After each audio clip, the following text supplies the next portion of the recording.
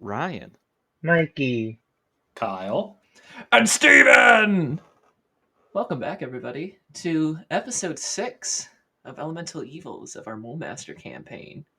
The end of Tutorial Island and the first step into the larger world of Mole Master, the City of Danger.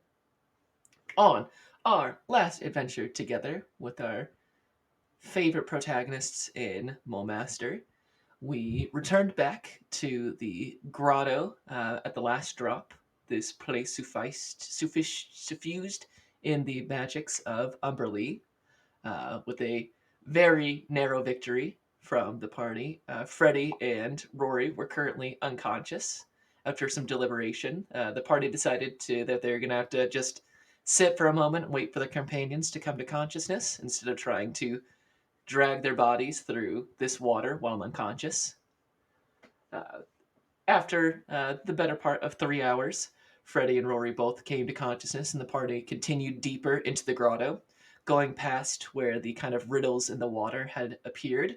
After following a tunnel and no longer encountering any enemies, they found a water rise, the opposite of waterfall, as this water seemed to surge towards the roof of this cavern before disappearing with a blue, with kind of like this ornate blue vial that was endlessly tumbling from this water rise. The party stepped into it one by one, with the majority of the party doing just fine, being launched from underneath this kind of underwater underground grotto up past the last drop and being deposited onto the bridge, except for Jove, who had quite the tumble as he got shot out like a small cannon, and with a halfling, I believe a halfling critical fail, so a roll of 2. Yeah. Caught the bridge with his chest. However, after some payment from Equars, for better or for worse, the party was paid for their services, with Freddie acquiring a potion of water breathing. I believe, Freddie, you are the one that does have the potion of water breathing, if I remember correctly. Yes. Wonderful.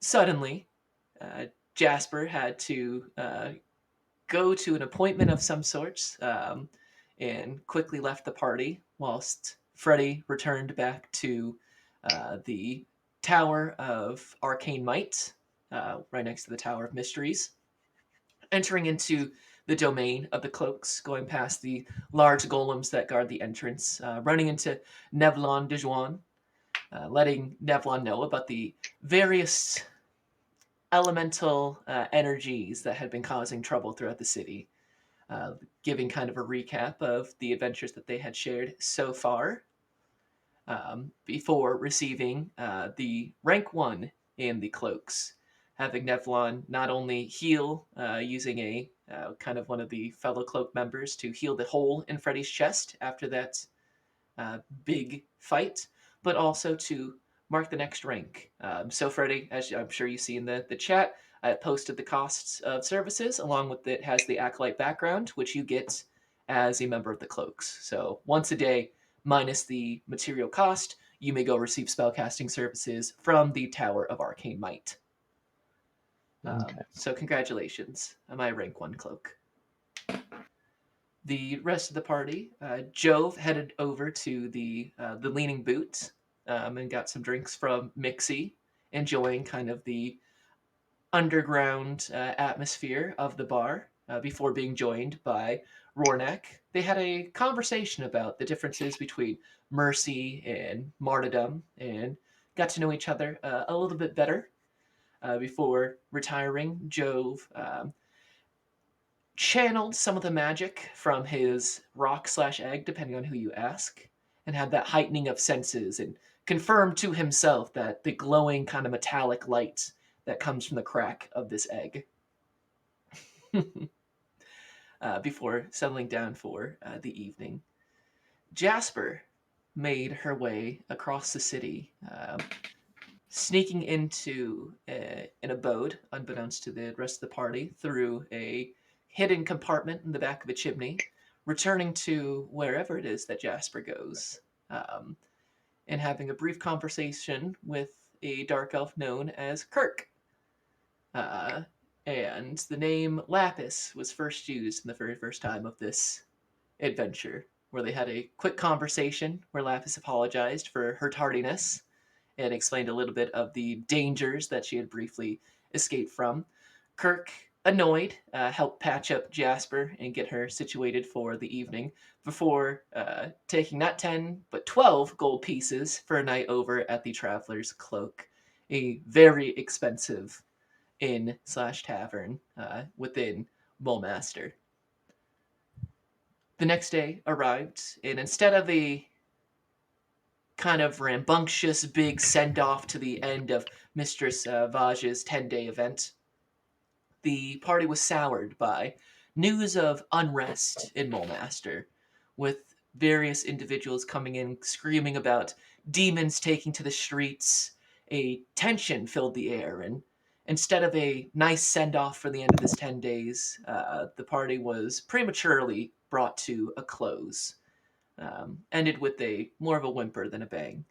However, Mistress Vaj, recognizing the tension in the city, especially directed at some of the Thavians within the city, asked Freddie and the rest of our favorite companions to escort Thrundrazi, the Red Wizard, from her premises over to the Thane embassy. And for the promise of gold and perhaps even a favor, were to deliver Thrindrazi, return back for the final payment from Mistress Vaj. As the party traveled, after briefly dealing with some more rowdy members of Mulmaster who had kind of invaded the party and made a bit of trouble before being thrown out by Jasper, the party makes their way down the busy streets of Mulmaster. Uh, during this, Thrindrazi made a small stop, buying a set of sisters, some children, a straw doll, before being accosted by what at first seemed like a particularly drunk dwarf, but instead began to increase in hostility, not under the influence of alcohol, but a certain type of magic, as more bystanders in the crowd began to get angrier and more upset. A number of objects starting to fill hands, a fight on the very verge of breaking out, but with some quick words to calm down the situation, a fight was averted as the party continued on with Thrundrazi, nearly making it to the Thayan embassy. A rupture from various kind of elemental sources. These awful, bloated, horrendous, demonic-looking cherubs begin to claw their way out from patches of earth, from boiling water, from a fire from kind of a vendor on the side. A kite stand rips open as the winds flow by it, and a fight ensued, with the party handedly taking care of many of their foes, with a acknowledgement and approval from Thrundrazi. The party continued down the street to a house where these awful worm-like creatures, almost like the hunters from from the Halo series, quadrupedal, almost dragging their oversized knuckles on the ground, had emerged and didn't do very well against the party, as they absolutely decimated them upon exiting this house. The party continued inside to find a ritual of sorts, with all four kind of primal elements: earth, water, air, and fire in the four corners of the room, with a center circle um, and a mangled corpse next to it. The party began to deduce and extinguish kind of the different elemental powers in the room, adding earth to air and adding water to fire to kind of extinguish this. But as they did, every element, as it was extinguished, summoned another one of these awful worm-like creatures. As the party continued defeating each of these creatures one by one as they emerged from this kind of uh, portal in the center of the room, a final creature emerged at the very final extinguishing of elements, who stuck its tiny little demonic hands through the chest of Jove, dropping him for the first time in our adventure. It was starting to look poor until Freddy, for the first time in our campaign, pulled out a dagger and was able to stab what we now know as a quasit straight through the torso, pinning it onto the wooden floor as it crawled away, pulling itself almost in half, trying to escape. We return back to the party now. Jove, you've been stabilized by Rory with a good use of medicine in the herbalism kit. The center kind of circle has stopped glowing, while there are a number of kind of these worm things that have been crumbling around there. Besides the mangled body, there doesn't seem to be any other bodies just kind of littering around. The elements have stopped glowing. They've been extinguished in various ways. We return back to the party. I believe everyone except for Job is still on your feet.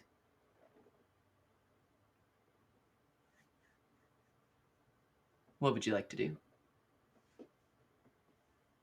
And then, just to make sure again, I did stabilize You Jove. did indeed stabilize Okay. Jove. Okay. Jove is no longer, while Jove is still unconscious, he is not in any danger of bleeding out. Gotcha.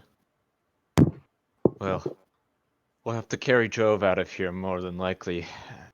Maybe our friend we're escorting has something that can help him out, but whew.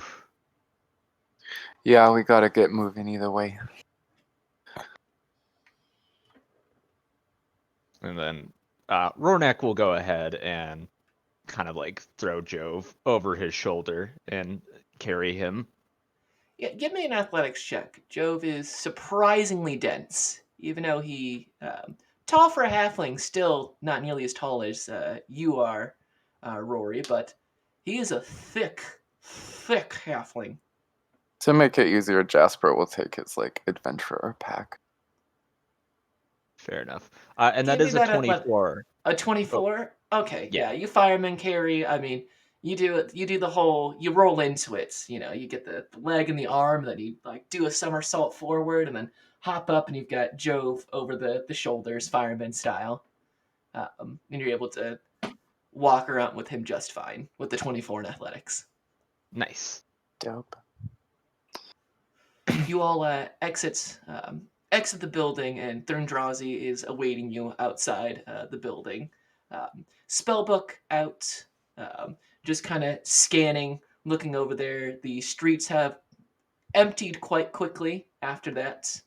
You can still, see that some vendor carts have been knocked over. You can still hear the kind of various excitement echoing through many of the alleys through Molemaster. But for the time being, there does not seem to be any lingering demonic presence.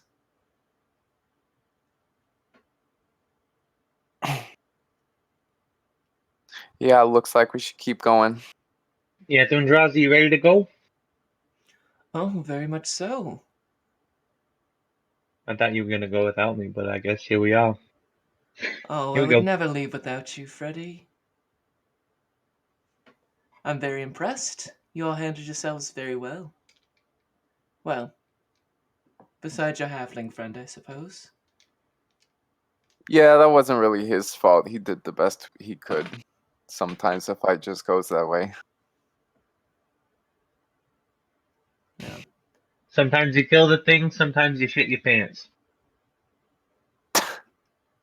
And she kind of cracks a half smile at that. It, it is once again left speechless by you, Freddy, as you have seemingly the effect. As you continue through the roads, we're looking at our map heading towards the Thayan embassy. It is, I believe the Thayan embassy is this building right over here, chat, if you'd like to look. It is of course, a red building, made very much in that kind of almost Agrabah, almost partially kind of Russian, like the big kind of tulip tips at the top, made of what is clearly an imported sandstone. It doesn't. It sticks out, just kind of as you're looking towards this. You've entered into the more ritzy part of Mulmaster, while the Zent Ghetto is only, a number of minutes away towards the south. Towards here, you've got the Tower of the Blades, where many of the highest ranking nobles stay. You can see the Tower of the Wyvern, where the High Imperceptor makes their home. And you can also see the Tower of Bane, the main church, a large, black tower with a large, the top of it being a black hand that reaches up, with 5 smaller towers up towards the sky. Always, present almost from anywhere you look in Mulmaster, but here, it truly is a imposing. It very much would belong on a Evil Buildings subreddit, as it kind of looms over you, ever present. As you are only a few hundred feet away from the Thane embassy, Thurndrazi puts out a hand for all of you to stop and turns to address you all. I believe this is where we should part ways. Yeah. I suppose Freddy will be receiving payment at some point. Oh, yes, your payment, of course. And she pulls out a kind of a parchment piece of paper, and you see from her many kind of what seems to be pockets in her Thane robes, writes down a letter and then folds it over, presses it, hands it to you, Freddy. Return this to Mistress Vaj, and I assure you you will be paid in full for your wondrous services. However, I Okay. am confused as why you take such great lengths, not just to protect me for payment, but on others. I find that typical Mulmasterites lack a sort of empathy that you all seem to possess. I feel like you already know the answer to your own question. Would you call me typical in any kind of way? She smiles. No, I would not call you typical. In fact, I find you very atypical. Your views on magic, your views on information. Do you like how things are in Mulmaster, Freddy? They could be better, but I think that the city has a way of running itself, and if it was as broken as some people think it is, I don't think that it would be functioning at all. And do you still believe that information should be given to the right people to protect it from being abused? Is that something you still believe in after all these little adventures you've had? More information is always better, and then if the right people have the more information, they can make it better for others, I guess. Did the rest of you share these views with Freddy? Barring, of course, your unconscious friend. I think people should have the right to information that it affects their lives. But, we don't live in a fair world, so sometimes you gotta wrest that information for yourself.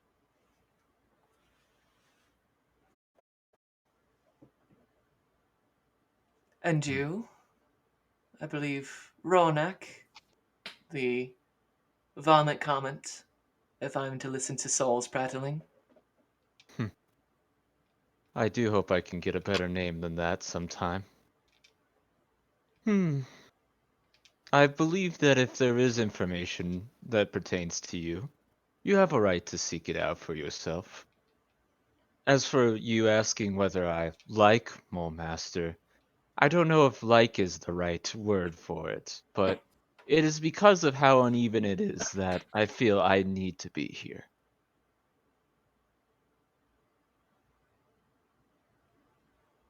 Unsurprisingly, a litany of surprising answers.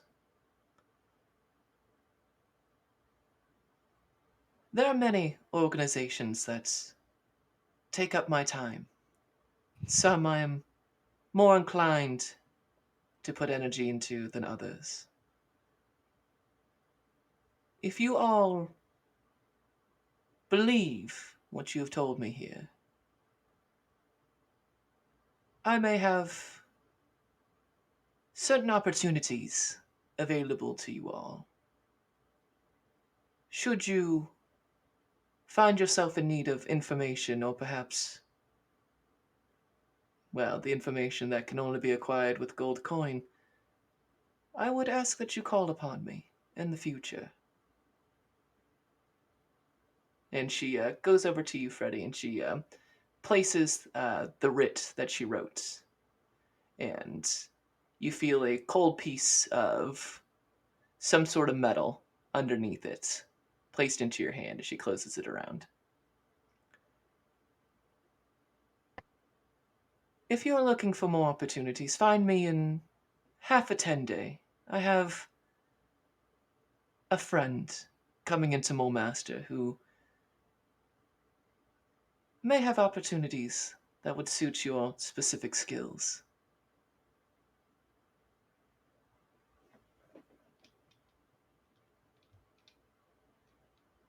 Or if you don't, it will always be a pleasure to see you out and about. But I believe this is where I shall take my leave. All right, have a wonderful, I guess, rest of your evening, because so far it hasn't been too great. Oh, I find it to be very exciting.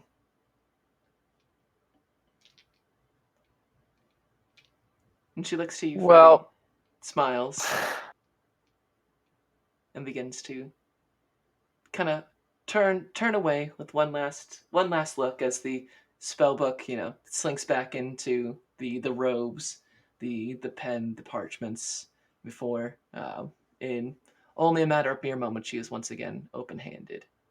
Her large, shaved head with the many tattoos sticking out even in this part of town as she heads towards the Davian embassies.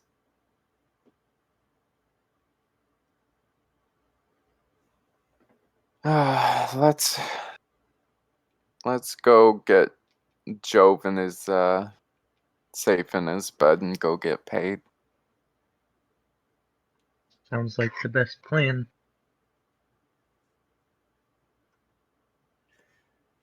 Freddie, And we do. Freddie, I would. you have this writ, but underneath it is a small pin of a silver harp.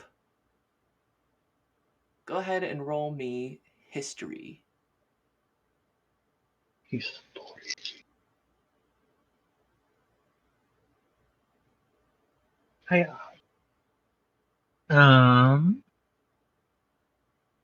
16. 16. You Mm-hmm. recognize the symbol. You don't have a ton of knowledge about it, and it is a rarity both in Flan and in Mulemaster. But that is the symbol of the Harpers. That's what I thought.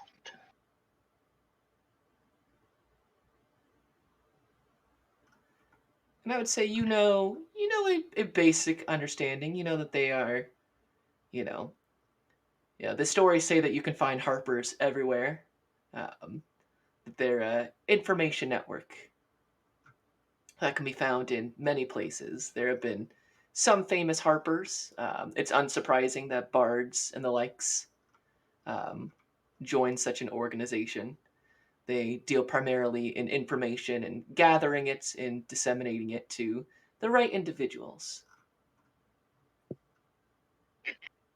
Well, that's what a 16 will get you for the time being. But you guys do begin making your way from the Thavian embassies over to Mistress Vaj's. It is a much faster journey returning back. Is there anything you guys would like to talk about before we get to Mistress Vage's?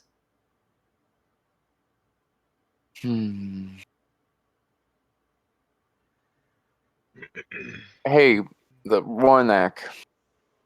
Yes? Listen, I don't usually preface anything, but no offense, but like, what the fuck are you doing here in Mulmaster? You don't really seem like the type to want to be somewhere like this.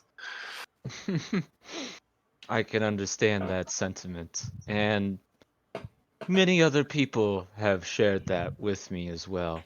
But like I told our friend there, I do believe that because I, in some ways, shouldn't be here, that this is exactly where I should be. Perhaps you can understand, but where I come from, I just feel like things were sterile for me, at least in terms of growth in my body. No better place to put it under pressure and see what cracks first, right?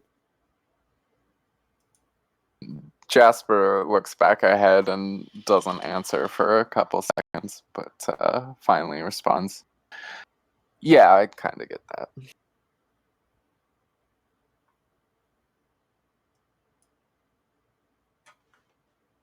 That's all she had, though. Gotcha. You return back to Mistress Vage's estates. There's still, a number of people milling about, but the numbers have decidedly dropped off. You can see Saul standing on kind of the steps, kind of overlooking a drink kind of in hand. Sips on it and sees you all returning back and kind of raises a hand to you all. Yeah, well, I was told to give this to you to get payment for escorting the Thavian broad. Yeah, how'd it go? I mean, you know the Thavians. I'd rather not. If I had the Fair. choice, the answer would be no. That's fair. Yeah, it's weird that Hey, they shave anything? all their heads. I don't Do like you that. know anything weird happening over in that part of town? There's always weird stuff happening with them Davians. They I mean, especially weird. Like, not just Thavian stuff, but like actual like demonic shit. I mean, like, yeah, that's the talk of the town right now. I've heard that there's been, like, I had those assholes come in earlier, screaming about demons in the street. I mean, can you believe this load of shit? Ah, shit, that guy was kind of fucking telling the truth. Ah, shit. No, are you fucking kidding me? Nuh-uh, you're lying. We killed a Well, few No, we ourselves. definitely got straight up attacked by demons in the street, so... we were in the street, and there were demons in the street with us. No shit, really? Yeah, that's fucking bad news. I've heard some stories. I don't know, fires in the Zent ghetto. The Bay. Fucking big crabs out and about. Winds that blow in way more mean. It just feels almost kind of, I don't know. It's like the weather's against us or something. Do you just feel it? It's just. Listen, the winds in Mulmaster is always fucking mean, but just lately, I don't know. It's like a tension.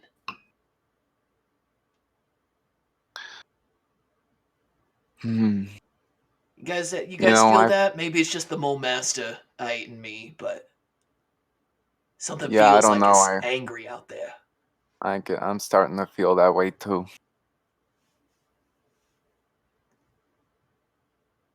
Well, I don't know nothing about no weather, but I do know I'm supposed to get money from you. Yeah, all right. Yeah. Oh, all right. Give me. And he takes the rip from you, Freddy. Hold on. Let me go. Talk to. The lady. And he leaves for the time being. before you hear behind you, hey, Rory, that you? Yes? Hello? And turning around, you see a kind of a short, broad human with a light greenness to his skin that you recognize as Crewmeg. Oh, Crewmeg. What are you doing here? Oh, well, thought I could get one last good day over here at Mistress Vaja's, but apparently I was a day too late. Yeah, seems things have gone quite south. We had to escort one of the visitors here just today, and well, easily said, we ran into quite some trouble. You say with an unconscious person over your shoulder. As he'll pat Joe as he says that. And he kind of sniffs. It doesn't sound like you threw up on anybody, so... No, I held myself together fairly well, all things considered. Well, it was actually, what's the word they use? Serendipitous. Me running into you right now. You, Huh, that's a good word. I'm gonna use that next time. Thank you. I know, it make you sound really, really smart. Yeah, I'm learning the language. Anyways, but yeah, you sound like, were you needing something? Well, if, you're actually kind of a bit of a commodity around here. The green skill fellow, they say that you can throw up on command, all that sort of stuff. Now, we know the real story between the two of us, but, if you're done working for the 10 days here, I've been looking for some extra help over at the Ox Pit Tavern. While you might not be able to take a blow to the stomach all that well, you do serve the drinks pretty fine. And Well, I could use a little bit of extra coin, or at least something while we're kind of figuring out where to go with it, so I say, why not? I mean, we've already kind of built up a relationship here, I think. We know how things work. I don't know if you want me to deal with more moles or anything for you, but, you know. I guess I'm available for odd jobs as they come up, too. well, then all right there. A tavern's a great place to find all sorts of different works. You get to meet people, serve up drinks. It'll be great. And I can either pay you or, we've got room if you need it. You can either get paid or I can pay you in room and board. And he kind of thinks to himself for a second.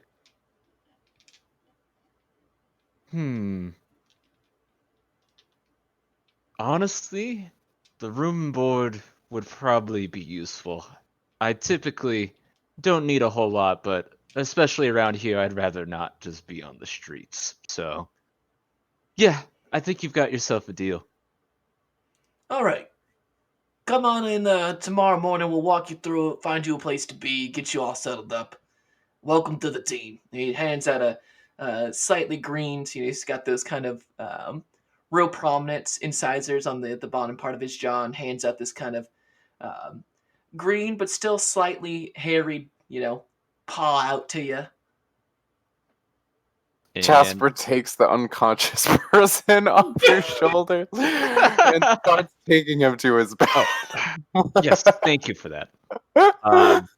Rory takes almost a second, wires his brain again, remembers, right, this is the handshake, and puts out a big hand and grabs it and grabs him firmly. Yep, and you can feel, almost kind of crushes your hand, and with 1, 2, 3. All right, I'll be seeing you. See you there. Sounds good. See you tomorrow. And smiles and makes his way off. With kind of a lightness to the step, almost surprising from somebody so short and stout as Crewmeg is. As this conversation finishes up, Saul does return back with a hefty bag of gold. I don't know how you do it, Freddy, all the fucking time, but you really got away with words, because This is a lot of gold coin for just walking somebody across a couple streets. I think it has to do with shitting my pants a lot. Really, is that what I'm missing? If I shit my pants some more, I'll get paid like this? Well, you gotta shit your pants around the right people. You can't just go around doing it everywhere. You gotta pick your moments. Pick your moments when to shit your pants. You know, that's a brand new sentence. I've never heard anybody say that before, but fuck, I can't argue with the results. And he hands over um, this bag of gold. It is 400 gold pieces. Ooh. Oh, and Split that up now. yeah, the Eldrazi said a note of, she's not so good with the whole healing match, so I'm supposed to get you one of these, and it's about the size of maybe like half as tall as like a water bottle, maybe 8 fluid ounces in total. But it's made of glass. It's got a kind of a dull red liquid into it. Hands it over. It is a potion of healing. Nice too. Potion of healing. And we just want to split that gold now, so everyone just get 100. Yeah, we can get that done unless anybody is really just like, keep all the gold together. No, No. this is not that type of. No, I'll take my Everybody money. go ahead and add 100 gold pieces. With money in hands, Saw kind of looks at you guys. So, I guess that's the end of it. What are you guys gonna do now?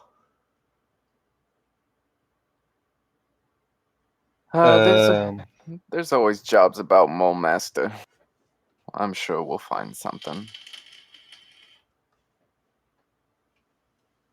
Why you know of someone hiring? Let me think. Okay. That.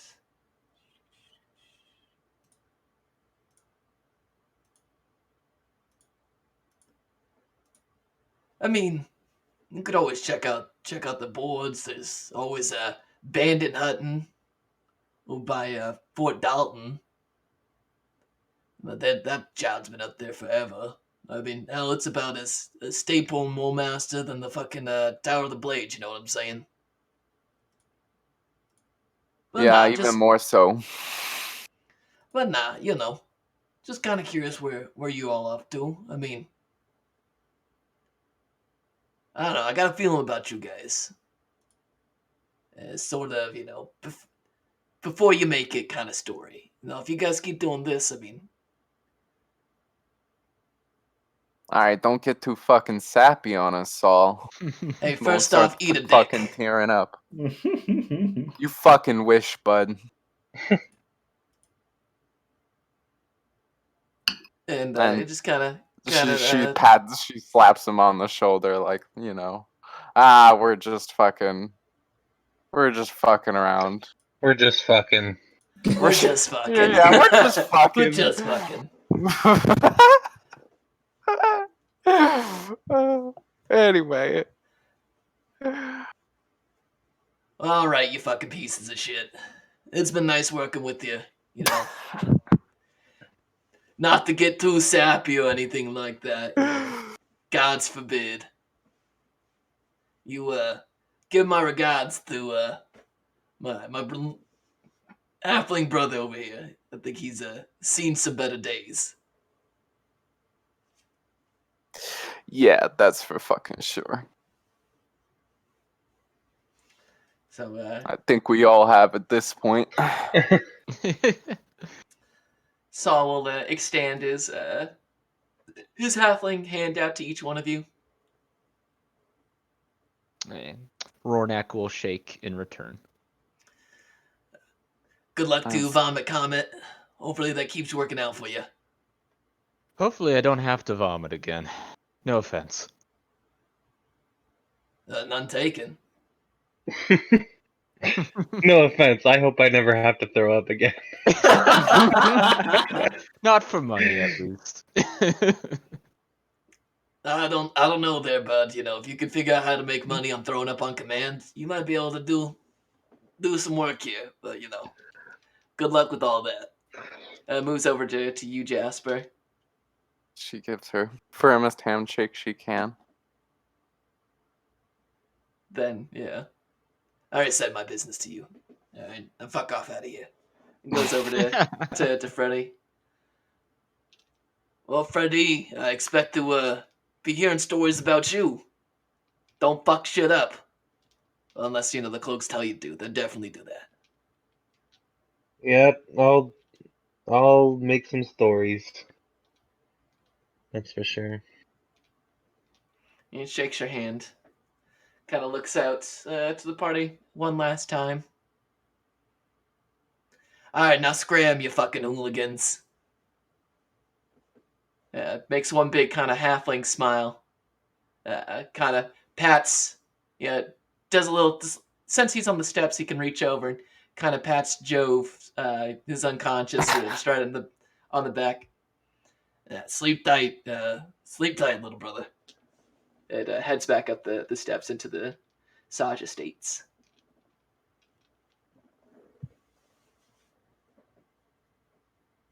Alright, where are we putting this dude? Well, I'm gonna wake up in an alley somewhere. Yeah, let's just dump him on the street. Whatever. He'll wake up. Well, he's got a lot of gold on him. We've This unconscious I mean, you could halfling probably with all get a this room for gold. him at that inn you're staying at, Ronek.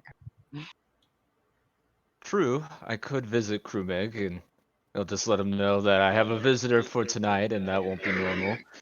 I don't know what he'll think of it, but I guess that's an option.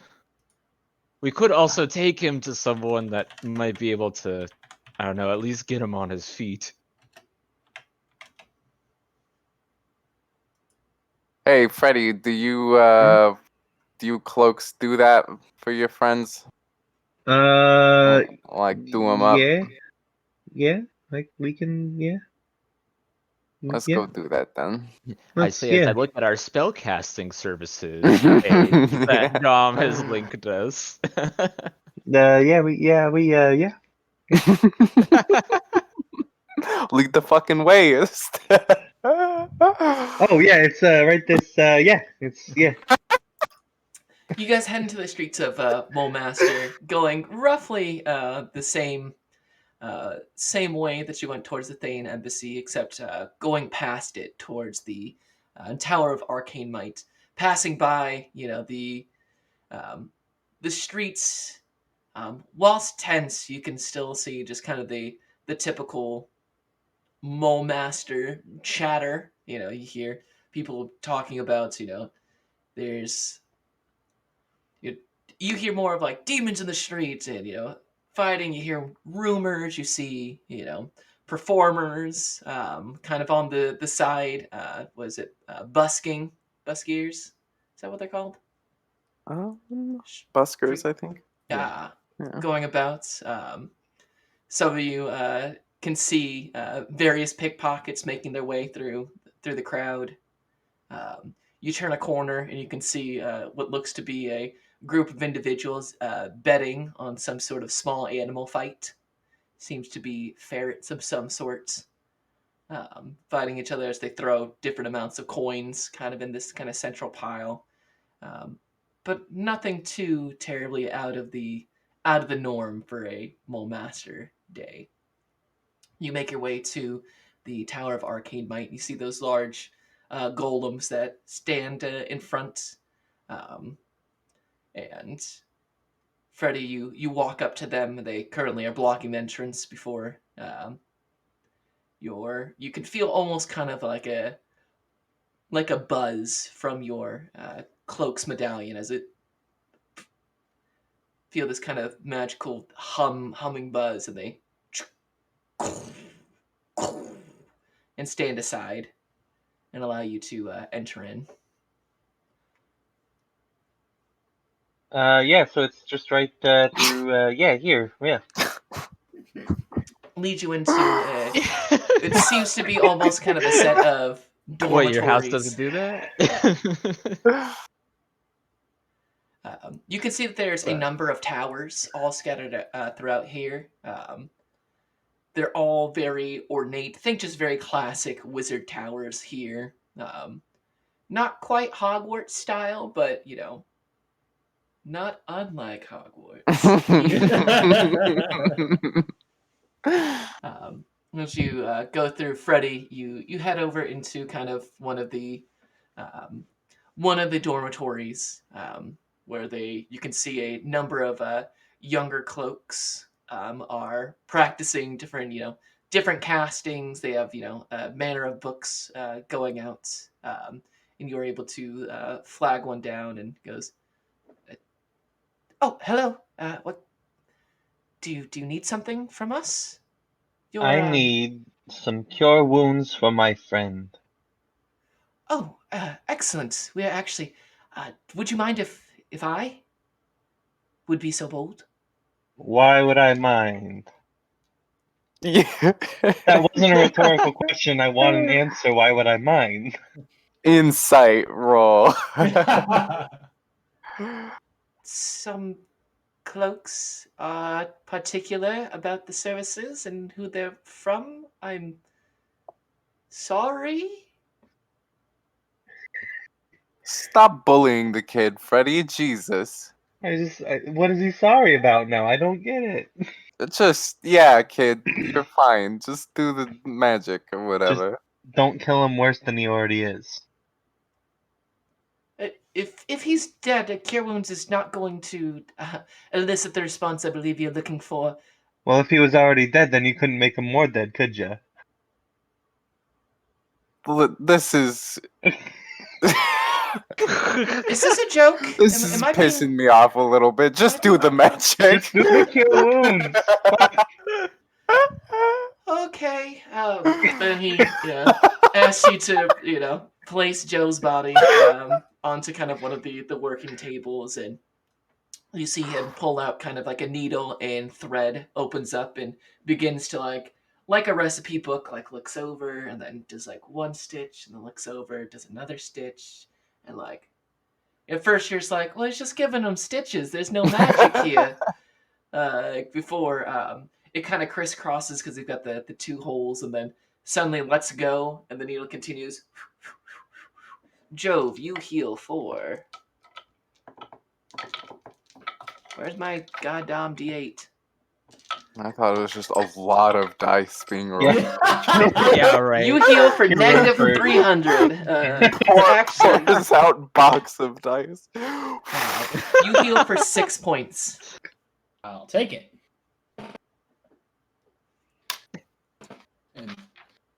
And he'll kind of gasp as he comes back to consciousness and says, "Oh God," and kind of try and take in the scene surrounding him. For the more astute of the party, you see that there's a twinge of fear in his eyes before he kind of sees that all of his friends are there, and he kind of tries to get up and puts his legs over the side of the table and says, Hey, man, please not too don't fast. move too quickly. I'm fine. Don't worry about it. It's just a little scratch. Oh, my old kitty cat's done worse than that." I think he's lying. One of your That lungs would was really like to see punctured, that and fucking cat. had this wound been 2 inches to the left, your heart would have been pierced. You may want to reconsider your choice in feline acquaintances. Well, I don't. Who the fuck are you, anyways? Thanks, but I'll note it. Okay. Yeah, kid, here's your gold. And Jasper will pay him 10 gold. Thank Assuming you, I but give it to him. it is not necessary with Freddy here. It is simply the opportunity to provide service and to continue my own journey is payment enough. See, I'm a big name around these parts. I mean, you'll know Who was Rastel that? Shan, but Oh yeah, Rasta Shana.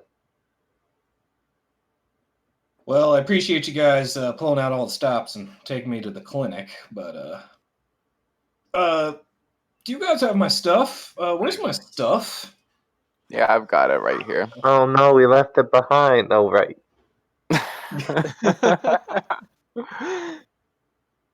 Well, I'm assuming I that. think at that point, Jasper remembers her hand axe that is currently lodged in the ceiling of that building we fought the worm monsters in, and she's just like, ah. God damn it. Oops. Well, I'm assuming that we did what we were supposed to do. Yeah. We stopped the thing, and then the thing tried to kill you, but then we killed it, and then we were done. Yeah, you got stabbed through the back by a fucking, like, giant wasp-looking thing. It was gnarly. You would not have liked to look at it. Well, yeah, I didn't see it coming, so it put me straight to sleep. Speaking of which, why are we here? Why are we not back at Mistress Vage's? I am fucking very tired. Oh, speaking of that, Because Jasper the 10 plops days over. 100 gold in your lap. not loose gold. The bag. Yeah. There you go. Just empties the bag on your head. There you fucking go. Congratulations. Oh, Welcome to Moment. service with a smile. I appreciate Yeah. it. Oh, right, that's right. 10 days over, so I guess we're kind of on our own now, right? Yep. No more whatever that was. Oh, yeah. Well, I'll tell you what. I don't even know what time of day it is right now, but I feel like it's late. And really, all I'm fixing to do is maybe go back to that leaning boot and see if I can rest up there if I'm not welcome back at the estate. But yeah, I'm gonna need some more gold here probably sooner rather than later. So if like I said earlier today, yesterday, I don't even know, but if y'all want to keep working together, just let me know. And Yeah, we got a couple prospects right now. There's we'll let you know. But let's go get some fucking drinks. Yeah, let's do that. And yeah, Jove will hop off the table and just kind of look at Freddy. What? Well, how do we get out of this fucking library? Oh, yeah. It's right. This, yeah. Oh my god. Wow. On the way to the inn, we'll let Job know all the different like job possibilities we have between Thrinjazi and the bandit thing and the other stuff. you I had have set a out through. job now too. Jove, we will say for the sake of expediency, everything you heard as Kyle, you have heard now as Jove. Sounds good. Yeah, you guys leave, and you can see that many of these, it looks, it's like any good community college. There's tons of bookshelves of books everywhere, and you can see, all sorts of manner of cloaks milling about. It's really weird, probably, especially for probably Jasper, yeah, more than anybody else. Just the open use of magic here. Um, just because so much of Mulmaster is not a magic friendly place, Right. that just having so many people here practicing cantrips and spells of different sorts, the lights themselves are magical in nature, just such a density of this. It feels so out of place for just the general populace of Mulmaster. Rory and Jove, I mean, depending on how you feel about magic, it's also, this is a place where it's like, there's just people casting magic about here, as you're leaving, one kind of younger looking cloak he's working with a set of kind of like vials and fire, and it starts to explode and like some fireworks knocking stuff over, and he's quickly trying to use his own cloak to put it out. And I hear some jeering from other cloaks, and it's just such an odd place to be in, especially for non-magical folks. As you make your way, as Freddy leads you out of the Tower of Arcane Might, back onto the streets of Mulmaster. Where are you guys headed? The Ian Jove's friend works at, or Burnak's friend works at, rather. The Leaning Boot Yes. or the Oxpit Tavern? Oxpit. I believe it's Right. Oxpit that Krubeg. Yes, Oxpit is the Yeah. owner of the Oxpit Tavern. So, you guys head over to the Oxpit Tavern. It is later in the afternoon. It's not quite evening. So some of the Oxpit Tavern crowd hasn't fully arrived there yet. So instead of having to have Krumeg make you a seat, you find a table off to kind of the corner. Krumeg sees you all and you're here already. You don't start until tomorrow morning, Rory. Oh, I understand, but well, the gang and I believe that some drinks and some unwinding is due after today. All right, what can I get for all four of you? Just so much fucking ale, dude. Keep just so much. And a bowl of whatever you got hot that's hanging over the fire right now. All right. I'll just do one ale. I'll take a house special ale that you got. Might as well get familiar with the menu. Also, how do tabs work for me since I work here now? Well, I mean, you're not just gonna, like drink for free here, Roy. That's not really how it starts. Tonight, you're gonna have to pay. Okay. Good to know. So he Man, brings you're really you. not from around here.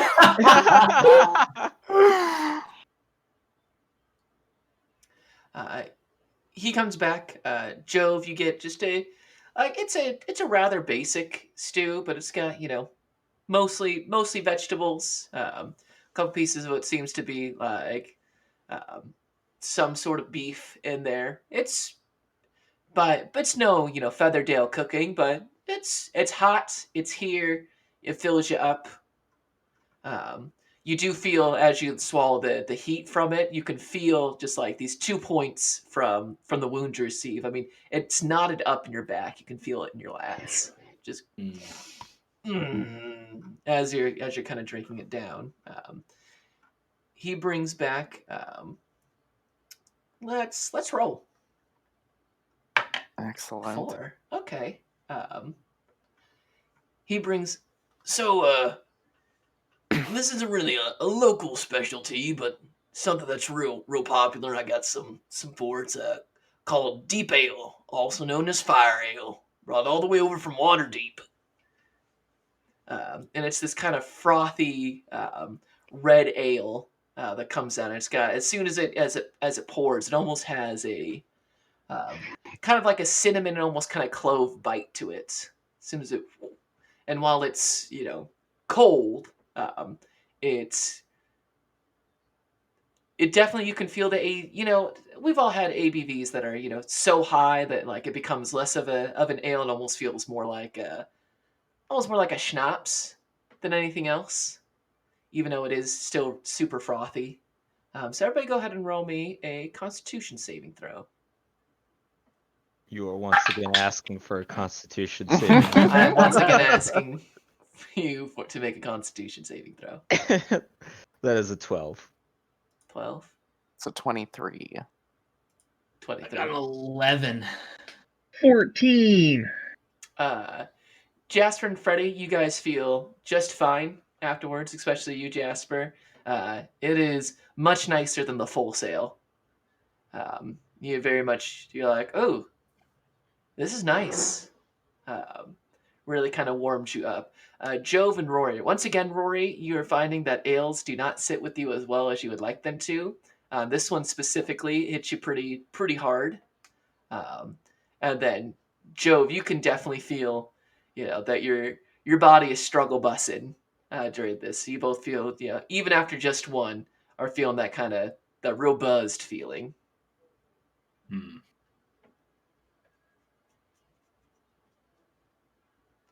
Already struggling to stay on your feet over there?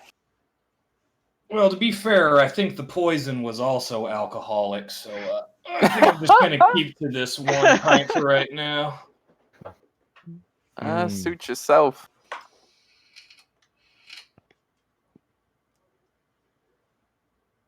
Jasper drinks so much of that ale. You watch as Jasper has a full mug of beer, and then says that to you, and then no longer has a full mug of beer. Yeah, just downs the whole thing. And like for like a couple, like maybe 2 seconds after that, you see like a full like big genuine smile on her face before she catches herself and goes back to totally like stoic. Promag thirsty. Yeah, basically.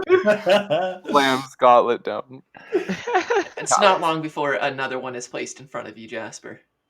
Rornak like Beautiful. looks at you as you go through that first one and get a new one, and then looks down at his as he like is baby sipping and just not feel the ale.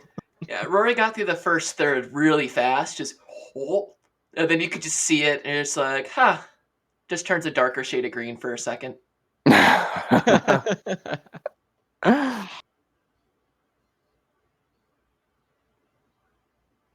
But drinks are had. Jasper, go ahead and roll me a second Constitution saving throw. Okay. It's still pretty good. That's 17. Oh yeah, absolutely. Just you don't knock this one back. You're like, okay, you got the first one, nice base. Can't do that all night. But, you're about halfway done with yours. While Freddie's finishing up his first, and Jove and Rory are sitting on theirs. The evening is yours for the time being. I think deep into drinks, Jasper turns to Joe and Rornak and it's like, "You two want to know why everyone calls the Cloak's Tower the Tundra? It's because all the fucking snowflakes."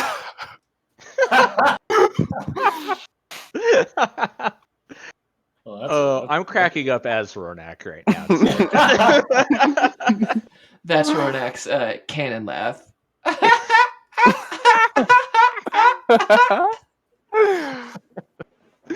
Just this long fucking goofy dude. Fuck. Oh. That's a good one. That's good. Freddie, is that what they call him? Is that really what they go by? What? I've never heard of it being called the tundra or them being snowflakes.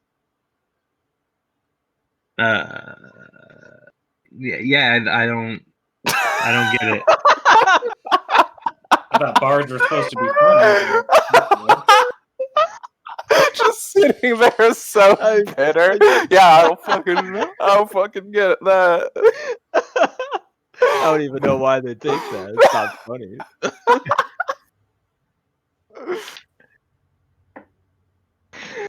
Look. Not even cold. Heat rises. Up in the tower is pretty warm because there's no way to condition the air without more magic. But that's just like wasted magic. Rorak and I both are like slamming our hands on the table. Just fucking dying.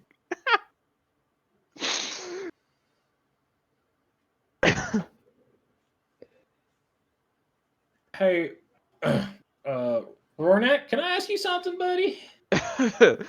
Shoot, go for it.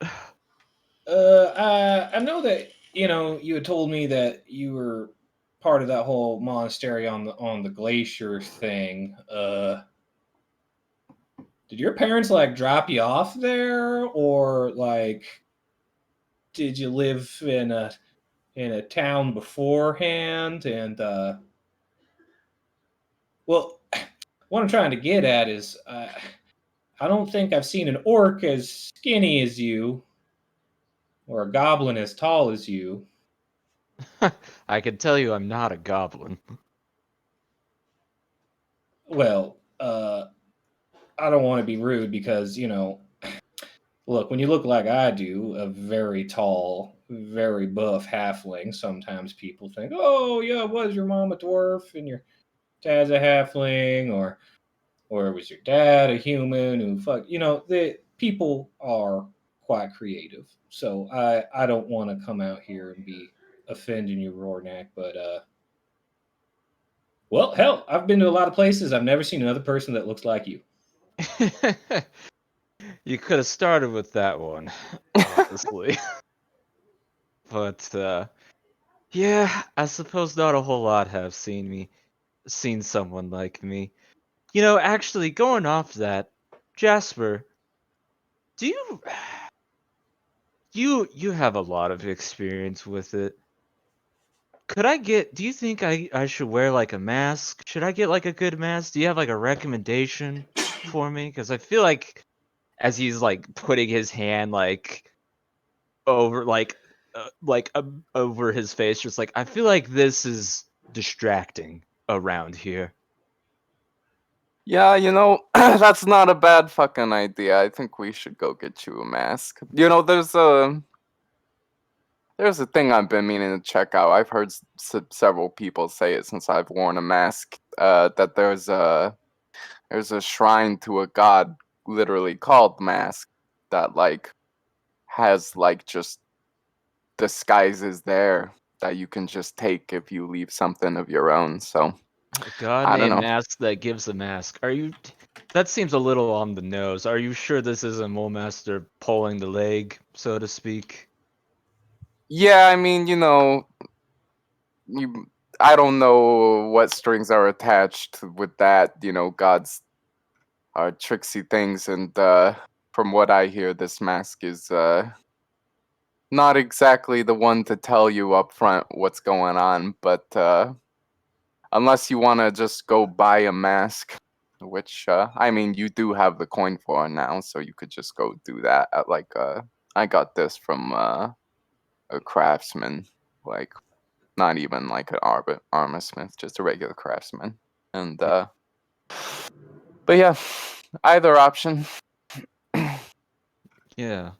Yeah, I've been kind of thinking about maybe something, at least when we're just out and about. Don't want to. I'm learning not to draw the worst of attention. At the very least, I don't want to be known as the vomit comet everywhere that I go. What time of day is this right now, Dom? You guys are probably in the evening, probably close to like 6. So the last bits of light are starting to leave as things are starting to kind of pick up in the Oxpit Tavern. Is that shrine close? Do I know where that is? I would say that you know where it is, and looking at the map, from you guys are currently at the Ox Pit. Where did my map go? There it is. So if you guys are at the Ox Pit, which is number 10, right there, and you want to go to the Shrine of Mask, which is 19, you'd have to go over the bridge. Oh, yeah. Of the last drop, it's over on the um, west side of the city, but it's a straight shot. You go over the last drop bridge, head to the other side. Yeah, if you want to go for a drunken walk, we could go see if we can find you something to wear. That actually sounds like some fun for a change. I'm down if you down. Yeah, fuck it. I could use a walk. Hey, Joe, Freddy, you two want to stay here or join us on a little adventure? I'm down to go do things. Wouldn't mind the rest though. Yeah, you do you. Then she walks out. Yeah. Well, Freddie, you staying or going? What are you doing? Well, I don't want to leave you by yourself here, but frankly, I'm kind of with you. I'm a little tired. I don't even know how long I was unconscious today, and I hear that's like super bad for you. It is. It's super bad for you. Yeah, I would check your head later. Also, if you don't mind, you two, I should take off before I lose the person that actually knows how to get around here, so I will see you around as he kind of stumbles a bit away from the seat. Good riddance, I guess. Yeah, I guess we're just gonna hang out here and not get in any more trouble today. Well, as long as you don't touch that loot of yours, or whatever you end up playing. Last time we were in a bar and you did that, didn't get the. Well, I don't know. Couldn't quite tell there at the end if you were trying to play bad or not. But Is that a challenge? well, hell yeah, it is, brother. Well, fuck. All right, I'm gonna start playing. Go ahead and roll me a performance check.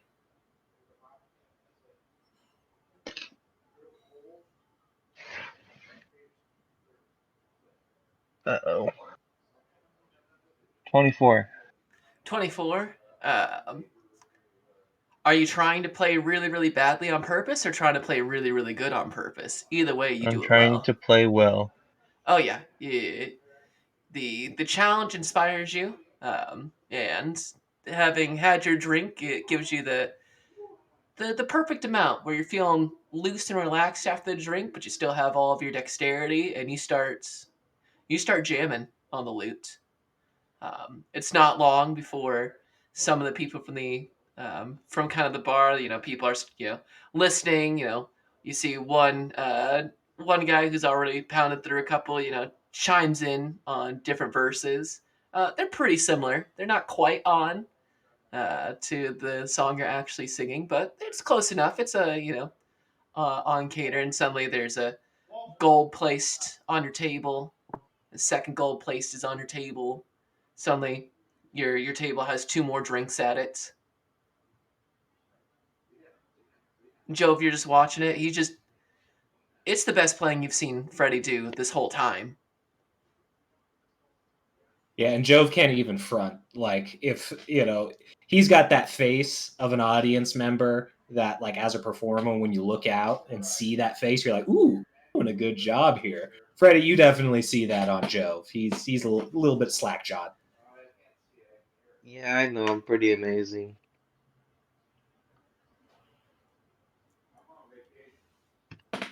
But yeah, suddenly there are two new drinks.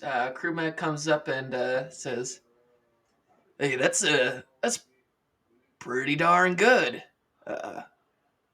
which is just right because Rory and your friend left and they didn't settle their tabs, so I'm just gonna call this good. And he grabs the two gold coins off the table.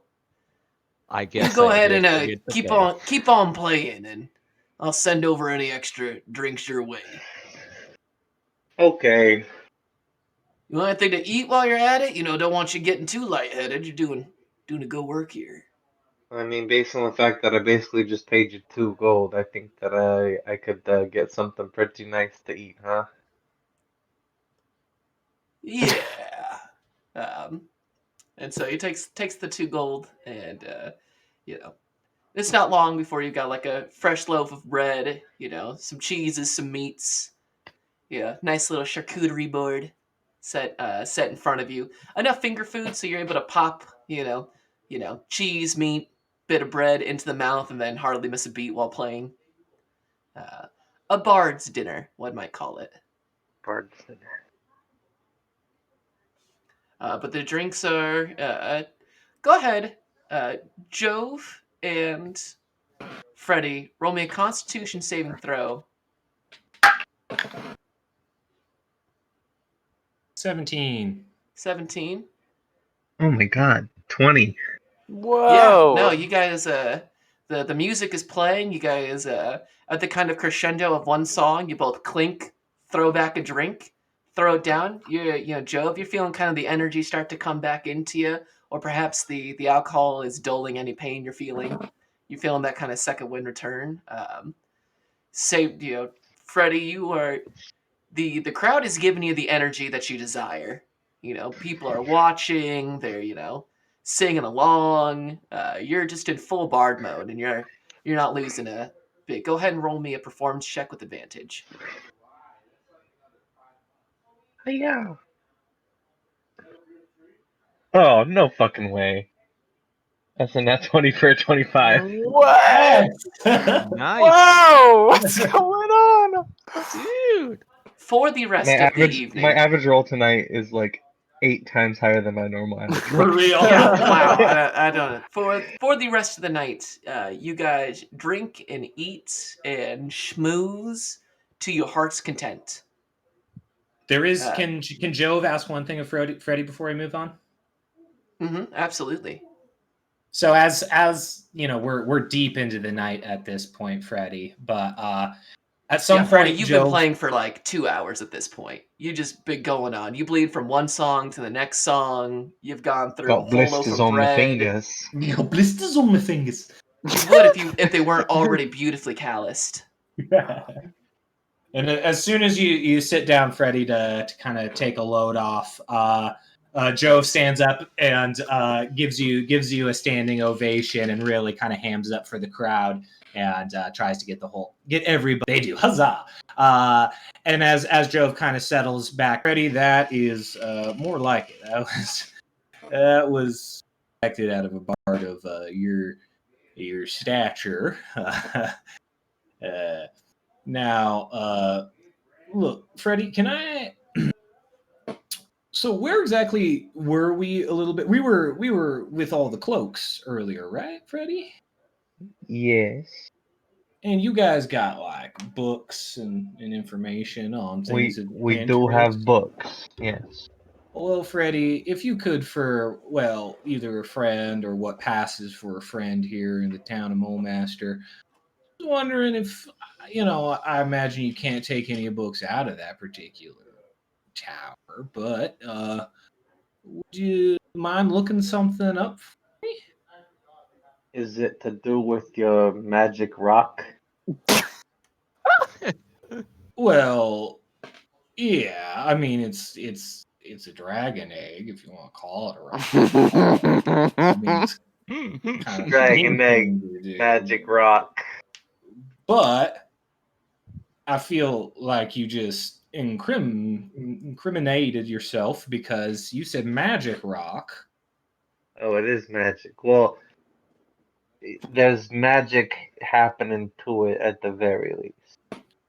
Well, Freddie, all I'm asking is that you've got the access, you've got the cool little pin on your shoulder, on your lapel. So, for a friend, if you could just do a little research for me, I'd appreciate that, and I would be more than happy to return the favor, Freddie. Okay, next time I have a magic rock that I want you to look up the draconic origins of, I'll turn to you. Well, how about this? The next time we are out in the middle of the forest and you need something to eat, maybe I'll go out and hunt it for you. How's that sound? Okay, that's good enough, I guess. Well, might as well play to our strengths there, Freddie boy.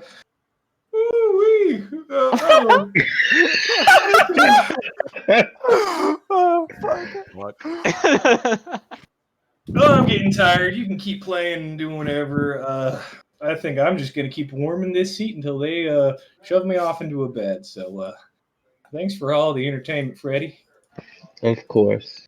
And I'll head to the cloak tower to sleep for the night. Jove, go ahead and mark off 1 gold piece. Sure. The Oxpit Tavern is what we call modest, bordering on comfortable as a lifestyle expense. So it's a gold piece for the room for the evening. But Freddie, you finish up your sets. You and Joe finish up your drinks. You take a piece of bread. You take the rest of that loaf of bread on you for the road, and head back to the Tower of Arcane Might. Um, we'll jump into downtime days and lifestyle expenses for everybody, but not before we turn the camera to face down on Jasper and Rory. You guys head across the last drop. There's more people looking out over the bay of Mulemaster. You can see people dropping coins into it. As you pass by, both of you guys, give me a perception check. Sure. That's more like it. 1. Nice. That is a 13 for me. Yeah, both of you get the heebie-jeebies as you pass by the last drop. Jasper, especially, you're just like, no thanks. You kind of turn away from it. Rory, you kind of look over it. You see that, it's not nearly that nice view that you got when you're being shot above the last drop, but you can look out to the Bay of Mulemaster and you see the lights of different ships out there that kind of... It's so bright in Mulemaster at night, which is very different than being at the monastery, where once the sun goes down, it is dark. Here, there Yeah. always just seems to be lights everywhere. But you passed by the last drop. On your way passing, you can see a number of city watch are kind of semicircled, and you can see they are shaking down an older, looks like a vagabond, for whatever few coins he has. There's like a hat that's been placed out. So one picks up the hat, takes the coin, sneering and jeering, and as the elderly kind of man just kind of huddles as you pass by. One kind of looks at you guys and sneers and says, "What? See something you like here?" What, you see something you want to fucking fight over here? And on that, then 1, 2, 3, 4 of these city watch all turn and, "You got a real fucking smart mouth on you, girl." As they all begin to Yeah. turn their attention from the vagabond onto you.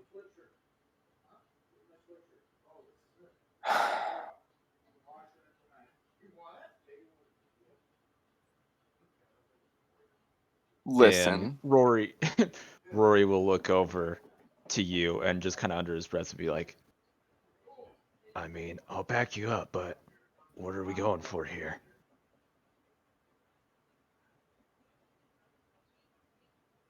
I mean, she's sobering up seem- very quickly right now. I mean, they seem like jerks, and mercy's probably the last thing that they really deserve, but I defer to your judgment in a situation like this one.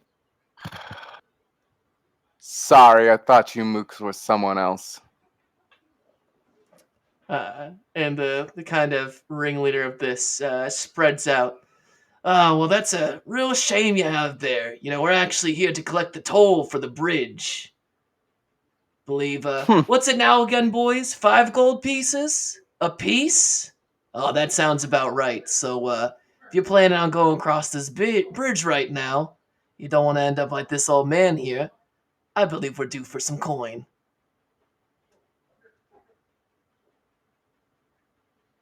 Mhm. Jasper pulls out 10 coins and pays for the 2 of us. Look Actually, at you. she puts 11 coins in there and just doesn't even say anything about it. But Happy to provide service to the citizens of Mulemaster. You both have a wonderful evening. And they all grin these wolfish smiles before turning back. Now back to you, old man. and let you guys continue to pass. And as we're a decent distance away, she turns back. Yeah, your mother was happy to provide service too. That's what that extra gold was for. And she fucking runs. Gordak kind of stands there and saying, fuck. Runs with. Go ahead and both of you guys make me athletics or acrobatics, your choice. Okay. Okay. That is an 18 athletics. It is a 16 athletics, and I am mobile. Yeah, you guys are able to hoof it with the howling with laughter at that last joke, and are able to put plenty of distance between you as you guys make your way to the west side of the city. After you make it there much faster after that run. What should have been a much longer walk is much shorter now. As you see the shrine to Mask. So the shrine to Mask is not sequestered away in like a corner or hidden. Instead, it is right in the middle of the street. It openly stands, not hidden away. Go ahead and Jasper, you roll me religion. Okay. Actually, Rory, you go ahead and roll me religion too. Okay. I can do that. Oh, actually, not that good for me. Only a 9. 9. Yeah, that is a 9 for me as well. We're both just looking at it the same way. Yeah, it's Duh. the shrine takes it. So you both don't know a ton about Mask. Just kind of judging, probably something to do with thievery of some sorts. But looking at it, the shrine takes the form of a changing chamber. It's built to look like a cloaked and masked two-faced figure. It's about 12 feet tall. One face is a man, the other is a woman, and you can see that um, there's an arm on each side, and you can see that as you guys kind of approach, one of the arms is pushed forward and kind of opens up the shack, and somebody walks out in this kind of blue and red kind of feathered mask, wearing a kind of brown cloak hiding most of their features, and nods to you both without saying a word, and heads kind of into the evening. The arm moves back and the one side of the shack closes. Huh. Interesting locals around here. So, do you know how this works exactly? I don't know much about this mask fellow. Do I just focus on him, or No, what I do I think you do? just like go in and like, from what I heard, you give something and you get something like a disguise. So if you have something to like a piece of garb you don't particularly care about, or if you don't, maybe I could give you something to trade. I don't know. I've really got what I have on me. I mean, guess I could always buy another robe or something. I've got the money now, and he kind of looks at the dirty robe that he's worn the entire way all the way over to Mulmaster. Probably could get an upgrade. Do I know that there'd be anywhere to buy anything like that around here at this time of day?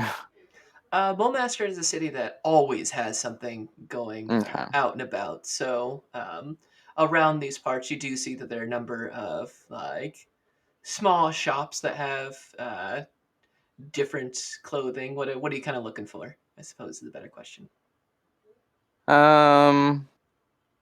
Probably like a cloak and hood of like probably like just very descript, something you could describe easily.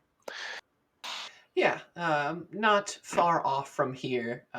You can see that around the kind of Shrine of Masks, there's plenty of places to buy masks and cloaks and the like. People who have figured that there would be individuals such as yourselves and money to be made around the Shrine to Mask. So for the cost of, we'll say 5 silver pieces, um, Rory, you get kind of there's a number of masks, many of them just made out of wood, long, kind of just gray cloaks that are almost closer to like a poncho rather than a cloak that cover the bulk of somebody. They're Yeah. cheaply made, but there for just that purpose. Yeah. He will definitely he'll definitely pick that up, and even one of the wooden masks, probably like a plain one that would cover like the entire face, really. Yeah, it's a wooden mask. It's similar to maybe the crying drama mask. It's made out of what you can tell is a flimsy bit of wood. Um, the eyes are uneven in their size. You feel like you could probably snap this mask in half if you landed wrong on it. Even if you dropped it from your face, it'd probably fall in pop in two.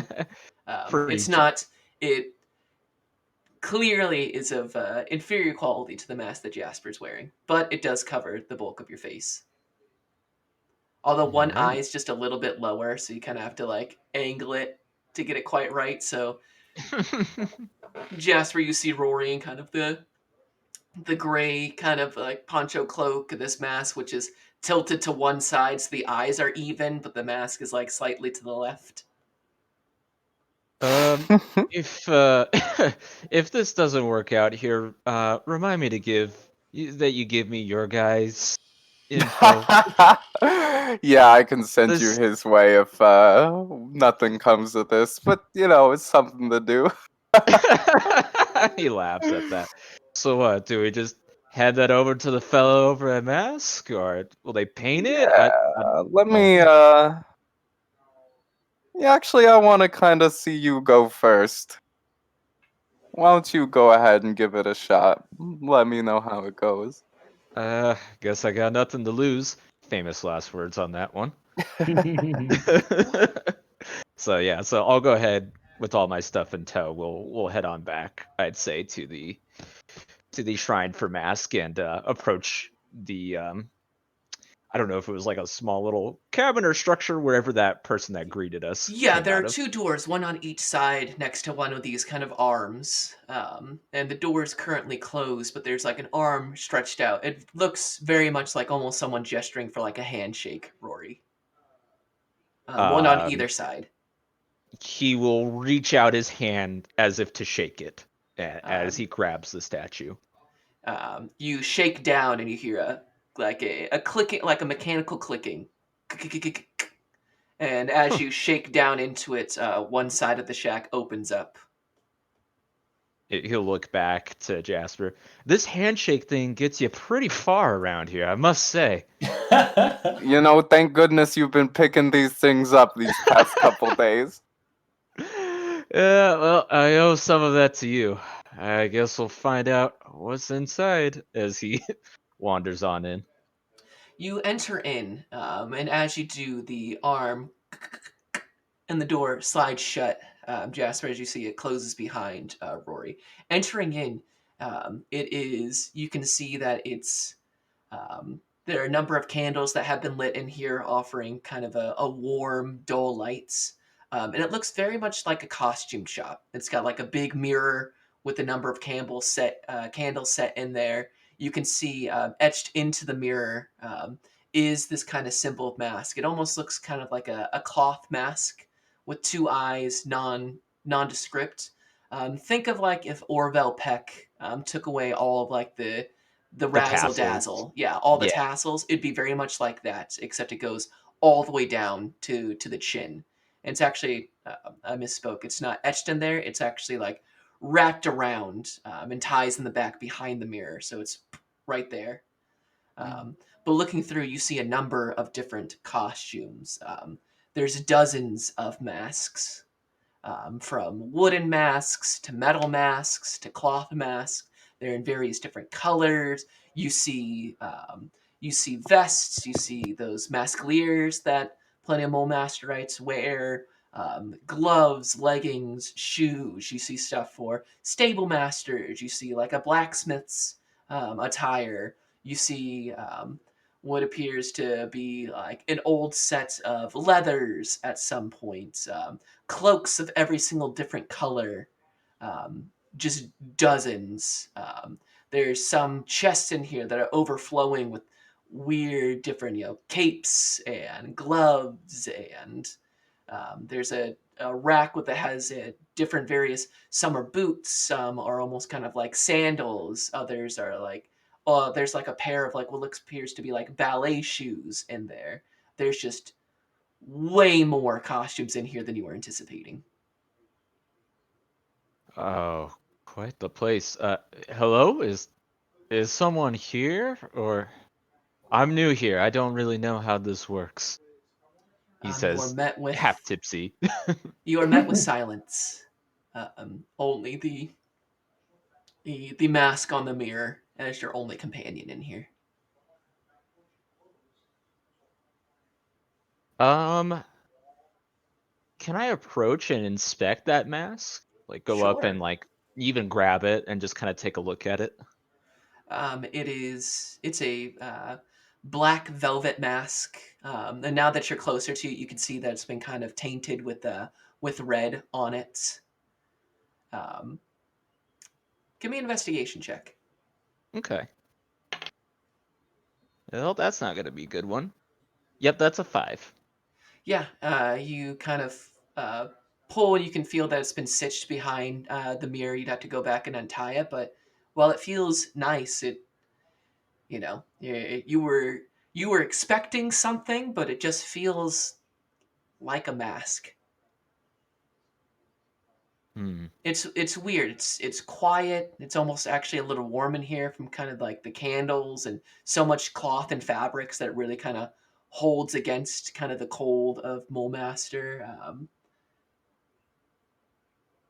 It's not unlike some places of meditation here. Yeah. It almost kind of drowns out the noise of Mole Master while you're in this shrine. Hmm.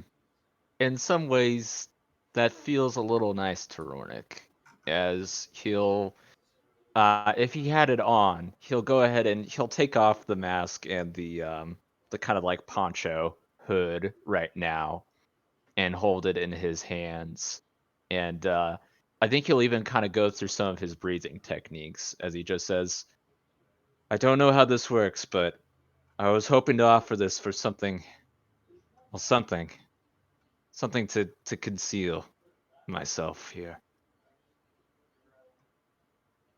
I actually have the perfect thing for this. Rory, roll me a d6. Can do. That's a 2. A 2. As you take off your mask and put on the poncho, you see that there's like an open hook, and you place the poncho and the mask there. And as you do, almost falling from beneath it, a mask does fall down. It's completely blank and white. There's like no features to it at all. Neither crying nor angry, just completely blank and white. And it falls into kind of a thing of cloths and cloaks there, and you pick it up, and it's made out of porcelain. Huh. He'll go ahead and he'll put it on and take a look at himself in the mirror. And it's you can see your hair where it comes out on the sides, of course, but it seems to cover almost the entirety of your face, and it's actually the inside of it isn't porcelain, but kind of a nice cloth material, so it sits and it just feels just about right. Huh. Is there any way, taking a look around with all the cloths and stuff, does he see, is there any way to possibly that he thinks he could decorate it, or is it just kind of a blank canvas and then he should I guess this is more of a Rory insight for himself on if he thinks he would decorate it here or if he would need to do something else somewhere, you know? Looking around, you don't see any sort of decorations for it. There's not like a work table for it. It's just there, and it almost roll me insight. Yeah. That's a pretty good one, actually. Yeah, that's for a 23. A 23. You think about it, and you like see some cloths, and you kind of wrap it on there, and it just falls right on off. And you like almost kind of put a nail on it just to kind of scratch like the outside of it, and it just your nail doesn't seem to find purchase. It just feels so wrong to put anything on this mask. Yeah. In fact, it almost kind of reminds you there's a blankness to it, like looking over the glacier. A calmness of that pure white expanse. Yeah. As he kind of looks over the mask, he'll kind of say to himself, well, I guess I should know better. You can't really force these kinds of things, can you? I'll let the mask decide for itself then. And he'll go ahead and he'll just fasten it on himself and say out loud, I don't know who's here, but thank you. And if I owe you something, well, I guess you probably know what I look like now.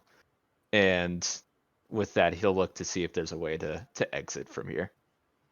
Yeah, you go over to the opposite side door, and you approach, and you can see on the opposite side, one hand is kind of placed inwards inside the room, and you can push that forward, like a reverse handshake on the opposite side. Nice. I will do as such and exit. And it opens up, and Jasper out comes walking. What you know is Rornak, but with the same kind of blank white mask. Was there any other clothing you wanted to grab while you're in here, Rory? There's a number of different items. Yeah, I was gonna say, like, if anything, I would have definitely grabbed just like another hood to have put on myself, as well. I'm not sure. I can't remember what all other items were there, but I might, if I do an outfit change, I might save that for a different time. I think the main thing would just be a hood to kind of conceal the rest of the head. Yeah, you find just kind of a plain, kind of dark brown cloak that's got bits of kind of leather thrown through it, like on the shoulders. There's a place for like your arms to go as well. Just it's heavier than what you're used to, but it really does hold off against the cold. Yeah. Also gloves if they're there too. What kind of gloves would you prefer? I would say not fingerless, they'd be like full gloves. I would grab like a white as well. Some nice like white fabric to match with the mask. You do find some really nice kind of velvety white gloves and place them on, and you've got that with the cloak with the kind of same robes that you've been wearing with the mask on. And Jasper, as you see Rory exit with this, the first thing you think is, those are lady gloves. Well, what do you think? Very stylish, you know how to pick them. Yeah, well, I've never really been much for style, mostly just whatever I need. So let me tell you, that's a wild experience. I've never just kind of put something together like that. Yeah, I've never done it myself. Should I be Can I like insight to see if she thinks I did a good job? Jasper, roll me deception. Rory, roll me insight. Oh no. I'm just imagining Rornak dressed up like the Phantom of the Opera right now. Literally. That's all I see. That's a 9 for me. Deception, Yeah. 23. Rory, Jasper's being so nice on these compliments. Yeah. What a real friend. Well, thank you. I mean, I appreciate you even taking me to this place. I would have never known this was here. Rory, you're so fucking nice. I can't do this to you though. Someone's gonna give you a fucking hard time. Those gloves are those are definitely a lady's gloves. I don't know if you care about that gender stuff, but like, someone on Mulemaster Streets is definitely gonna give you shit. So I just thought I'd let you know. Well, well, the point of this whole thing is for people to not give me shit. So, Okay, yeah. Well, I'm sorry I lied. do you like the mask at least? Yeah, I don't know. the mask is striking for sure. You've definitely chosen a look. It's not the look I went for, obviously, but we're different people, you know. I think it fits you. Well, I appreciate that. I don't know if I even really chose the mask. It's a weird process. I don't know if you want to go in and try for yourself. How But fucking drunk are you, dude? Jesus. I'm telling you, I put my mask on like a little holder, and then they gave me a better mask, but there wasn't anyone in there. It just I know I sound really drunk right now, but you gotta take my word. Also, you drank more than me. That's fucking true, but that don't mean shit. I've got my head on straight after sprinting away from those fucking losers. Yeah, All that right. was sober you up. Well, and he'll kind of take off the gloves a little defeated, but he'll keep them in the pack just in case. It's like, Go Just ahead and maybe- add a pair of noble ladies' gloves. Just in case you need to demand satisfaction one day. hey, I could always use it to like dual slap somebody. Exactly. totally. Jasper, do you enter into the Shrine of Oh Mask? yeah, yeah, sure am. You. And as you enter in, actually, do you have something first? No, go ahead. As you enter in, there's a strong Rory. You feel it too. This strong wind. It almost pushes you into the shrine before the door.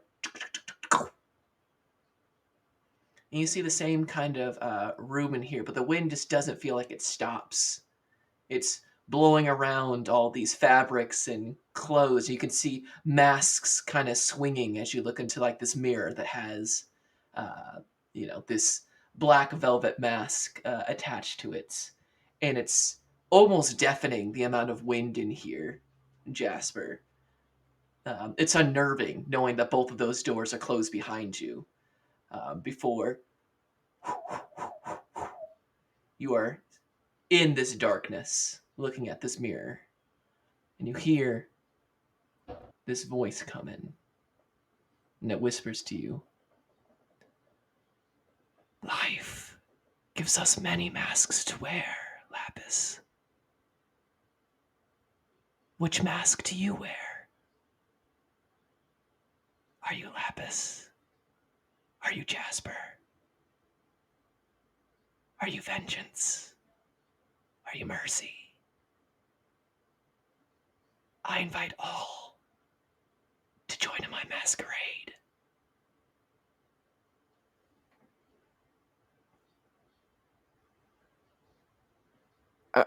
And the wind stops.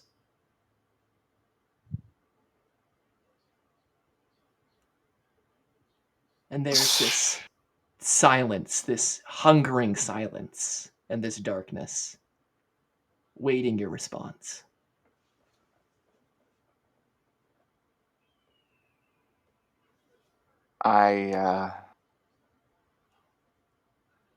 I think your masquerade sounds very interesting. And she removes her crafted mask of wood and bound steel that is even more steeled up with kind of cracks in the wood after it got kind of pierced in the first session. And she also takes off her bear pelt hood, and which she kind of looks at, and as she sees the kind of blood stains on it from the past couple days, kind of all the memories of the moment she almost died, and Freddie almost died, and Jove and Ronak, and And then she remembers all the times she's laughed in the past 10 days. And puts them both on the hook, I assume. That is there. As you put it up, one of the candle lights allows you to see, and you place both on there. You turn back to the mirror, and the candles light up once more. And you can see your face reflected, and you see that same kind of velvet mask that is on the mirror, and you hear a untying from both as it, and you can see the kind of the drawstrings that hold the mask on float off, and it hovers there, and you can see almost through it. It's kind of like slightly see-through. Like, I don't want to, kind of like when robbers put on like the pantyhose over there, but of a much finer quality with the kind of stains of red. And you see the tassels kind of drop, and you can see your reflection over the mask, and you see it, and through the mirror you see the darkness of your hair turn to the gold. You can see the soot kind of cleans off, and there is your face before you feel kind of the embrace of this mask as it wraps around and ties neatly. And there's the blank, kind of featureless, close, form-fitting, covers the entirety from your neck and has a place to tuck in your hair, to where it only parts of it, can go up through the top, but it almost covers the completeness of it. And it. So to be clear, is this like essentially like a superhero full mask? Is that what it is? It is a mask that looks. I have something for this. Okay. Let me. I'm loving this description though. It sounds so dope.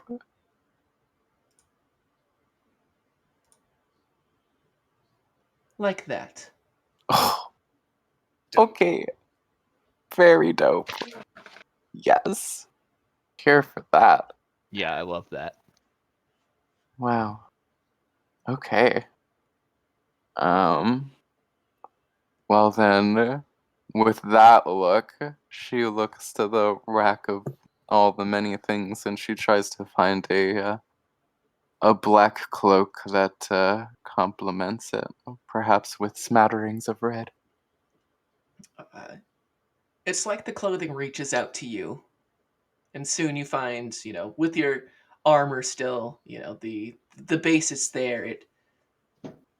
You find that black and red cloak, and everything fits just right. It moves over. It embraces you.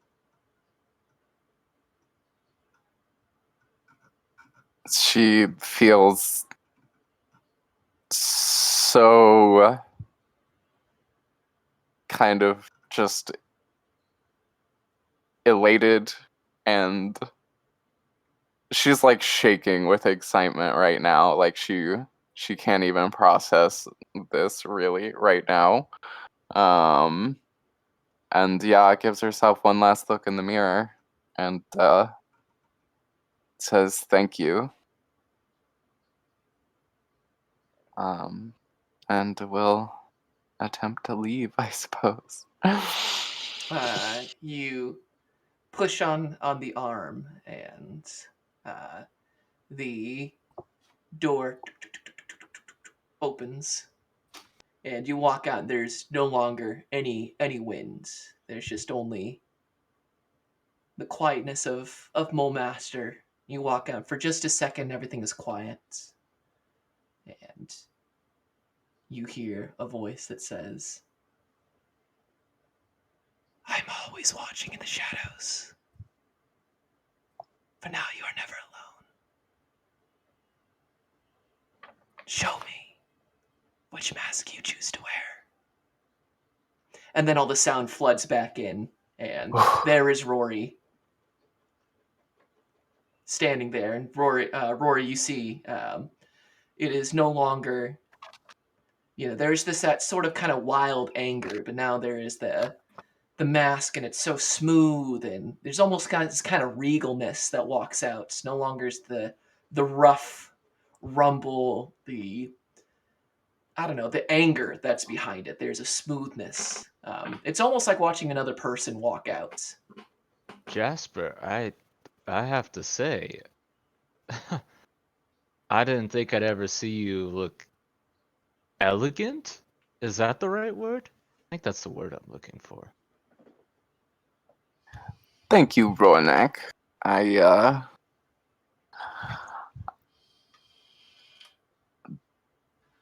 That was something else. Yeah. Did it same thing happen to you? You just put something down and they gave you something that, well, I'll be honest. With my time with you, I think this actually kind of matches you a little better. No Thank offense. I liked the getup before, but I could tell that, well, I don't want to offend here, but there was another side to you. She stays quiet for a second. How It's not a noticeable was that exactly? Well, you did do charity work and you didn't take up any money up front. You can wear all the bear pelts you want, but somebody cared somewhere in there, I assumed.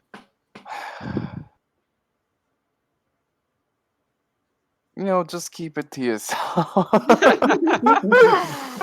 Unless that person just really struck a particular nerve with you. I mean, you don't have to get into it with me. Nah,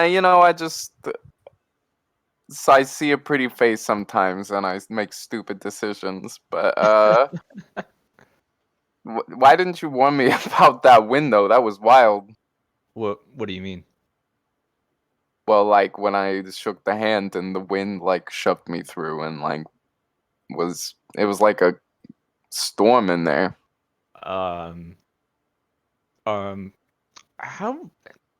are you sure? Are you like are you still pretty tipsy? Are you like having some vertigo right now? Nah, Or... man, I told you before. I sobered up right before we got here. Like, I walked in and there was the wind, and then all the lights blew out, and like I heard the voice. Nothing like that happened. No one even talked to me. As far as I could see, it was just me and everything else that was in there in that mirror. No one said anything. You know what? I think you're right. I think I am still just drunk. That ale must have something special in it that's fucking with me. Well, you got quite the fashion choice when you're drunk, apparently. Thank you. It feels slimming. Do you want the gloves? As he reaches into his bag and holds them out. They don't really match the aesthetic, do they? What color are they? They're white, are so white. they probably don't. Okay. Okay, hold on. I need to make a wisdom check for myself real quick. One sec. Oh, I failed that. So she internally is just like, oh, those are actually really nice gloves. And she's They are incredibly nice gloves. Yeah, I'll fucking take them. I don't think I'm gonna wear them like ever. And she just tries to as casually as possible put them in her bag. If you just actually wanted them from the start, you didn't have to tell me they Listen, were bad. You could have. if you want to stop talking, you can do that anytime you want. Let's go back to the fucking inn. Let's see what's going on with the other boys. Anyway, as you are leaving, you see a man and a woman, or at least their masks are masculine and feminine, and they walk by, and one says, "Demarcus," the other one says, "Demarx," and they both nod to you. "Welcome to the masquerade," they say in unison before walking past you and before both entering into the Shrine of Mask. I Sounds like someone got themselves in deep shit. Well, I don't know what that was about. I guess we're not the only ones walking around drunk tonight. yeah, I'm not gonna lie, you took us to a wild place, but I had fun with it. Yeah, I hope this makes you feel like, I don't know, like not everything the city has to offer is, like blood and like hate. There are things to be had. I don't know. It feels like it's hard to see that from the outside. Honestly, with my time here, pretty much everything about this place just fascinates me. Just how it works, how it operates, how it even contradicts itself with something like this. It's uh, unpredictable, to say the least. Yeah, Jasper nods as we make our way back. You do. We'll say by the time you guys make it back, you catch kind of the end performance of Freddy. You see Jove kind of stagger his way up to Ox Pit Tavern, catching Freddy as he's making his way from the Ox Pit Tavern to the Tower of Arcane Might.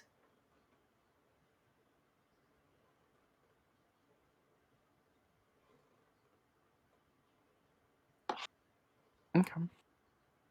If you'd like to say anything, you can. Otherwise, you return to the Ox Pit Tavern. I would ask. I'll ask you. Is there anything you want to say, Freddy? Freddy, roll me insight as they kind of pass by you. Insight. Insight. 12. 12. Weirdos in masks. Yep.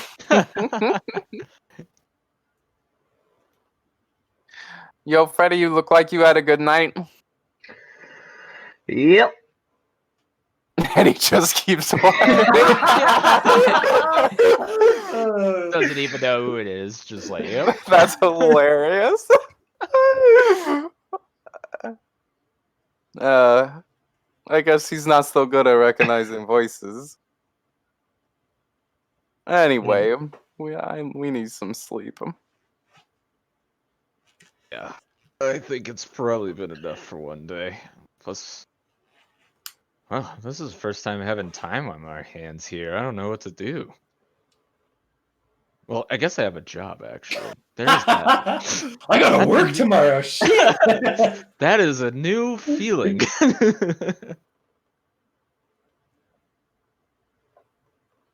Yeah, I'll be around. So if you find any work, let me know.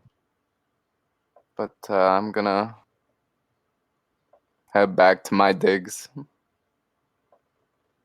Yeah, well, thanks for the night. You get home safe, and yeah, I'm sure something crazy will happen sooner or later. Always does. Or something that seems simple and turns crazy. That's how it really seems to go. Good night, Ronak. Yeah, good night, Jasper. Ronak, you return to the Oxpit Tavern. Go ahead and for the night, mark off 1 gold piece. Will do. Sorry for taking so long, Kyle and Mikey. I hope it wasn't too much. No, I like it. Okay. So, It was as everybody far too returns much. to their various places, we have reached our downtime days. So, there's going to be a number of days in between kind of our adventures. This is where we can sell off trinkets that we've accrued through the tutorial islands. If there are things you'd like to do during your downtime days, Freddy, of course, you owe every time we go to a downtime day session, you owe 3 to the cloaks for various things, which we will. I have something for you during that downtime days. So is that 3 of my, what total, 20 days, or is that 3 for each of the 5? That is going to be 3 from the grand total. Okay. And in fact, now is a perfect chance. Let's divvy up. I've got some things for you guys for completing the last portion of our adventure for Fear Like Dark Oblivion. So, for defeating 8 mains, 6 dretches, and a quasit, returning Throondrazi to the Thavian Embassy, and then split between the 4 of you guys. Everyone, please add. Hold on. 3 million. 3 bajillion. Yeah. 200.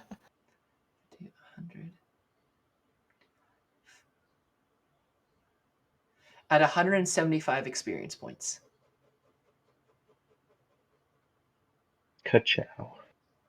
Should And be at then- 640. Duh. And then, so for the selling of mundane items, like Jove, you've got the, I believe, we've The got silver like, pendant, yeah. silver pendants. I think Jasper, you've got the pearl. Yep. I'm trying to think if there's any other things. So the way I'd like to do that is you can either take the face value and just turn that into coins during downtime day, or you can attempt to haggle, which will be either a persuasion check to sell it for a higher price. If you roll low, however, you'll sell it for a lower price. But that's up to you guys.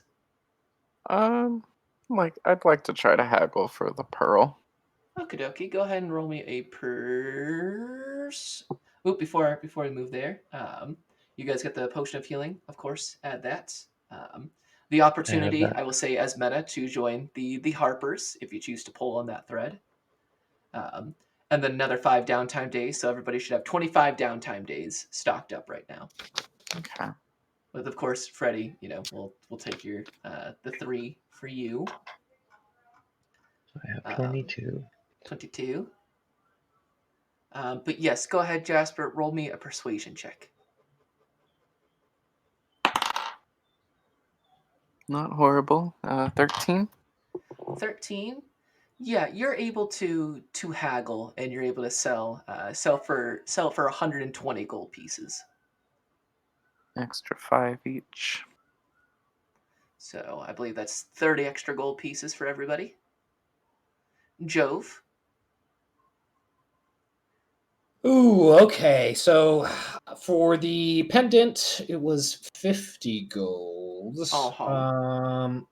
Jove is just going to take the 50, even though that's a bitch to split up 4 ways. He doesn't want to get fleeced in this city, so he'll take the 50 gold. So everybody go ahead, and I believe that's add 12, and then Jove, you can for you 14. Is probably the best way to split that up.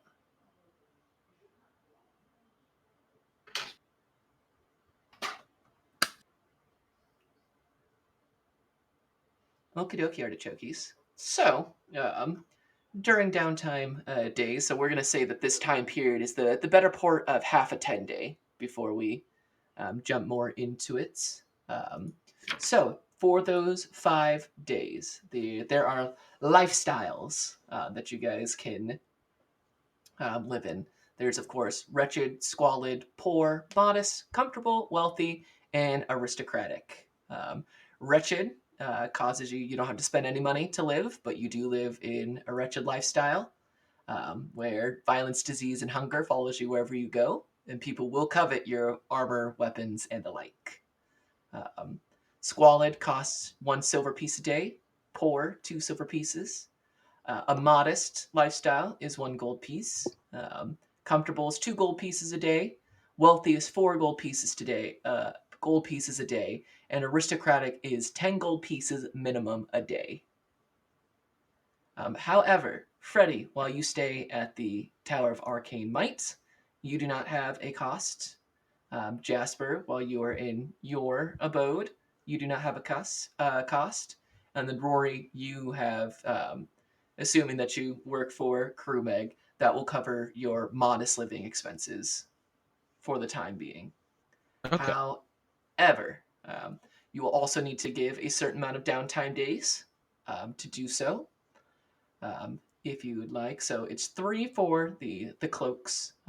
For you, that is going to be 1 downtime day every single time.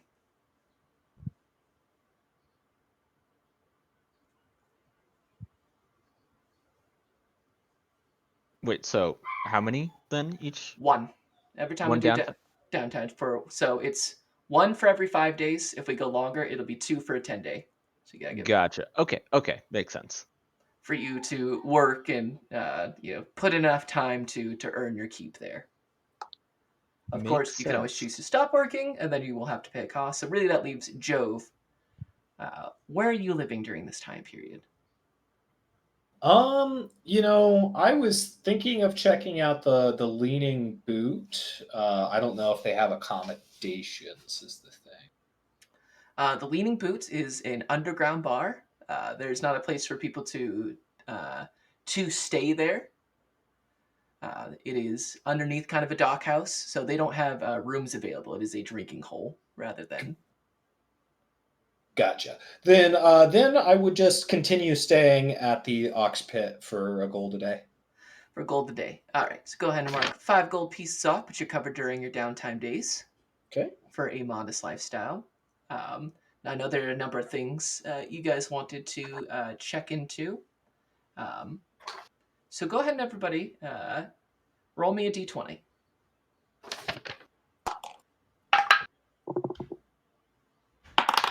That's a nat 20. Nice. 3. 3, 11. I got 18. 18. All right, Rory. Your downtime days are spent working at the Oxpit Tavern during this. Go ahead and roll me a sleight of hand check. See how well I can wait. Ooh, that was a good roll. That is an unnatural 20. An unnatural 20. Yeah, you take to the. As long as you don't have to, nobody hits you in the stomach, you actually do find that you do have a knack for serving. Well, some people were initially kind of off put just by your kind of stature and such. By the end of it, you are serving drinks with almost no problem. I'll ask you: is there anything you're trying to accomplish during these downtime days? Yeah, there is one thing I would be looking into. I definitely wanted to get more into actually using like my alchemist kit and like looking into brewing either just like a basic health potion, or if that's not possible right now, because I know I don't really have like magic, I would want to spend that time at least just coming up with either like remedies or like poisons and things to keep on hand with that. Okay, so you want to start looking into making health potions. Indeed. Okie dokie.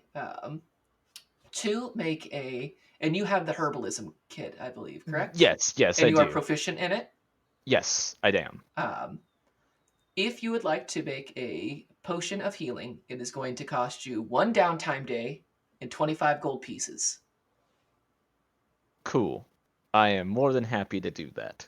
So during this, during kind of your off hours, now that you have a room at the Ox Pit, it's decent lodging, more room than you're used to. In fact, as usual, it's always nicer than kind of what you're used to. You have a bed, there's food I don't is bunk with always there. anybody. Wow. Like Yeah, you don't have to share this with 6 other people.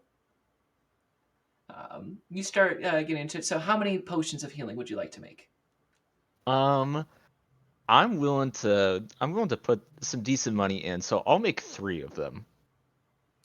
3 of them. All right, so mark off 3 downtime days and 75 gold pieces. Cool. Got someone who can just make them.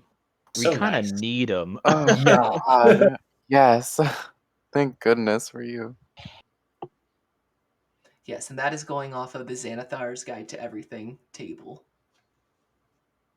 on how to use it. So your days are spent serving drinks,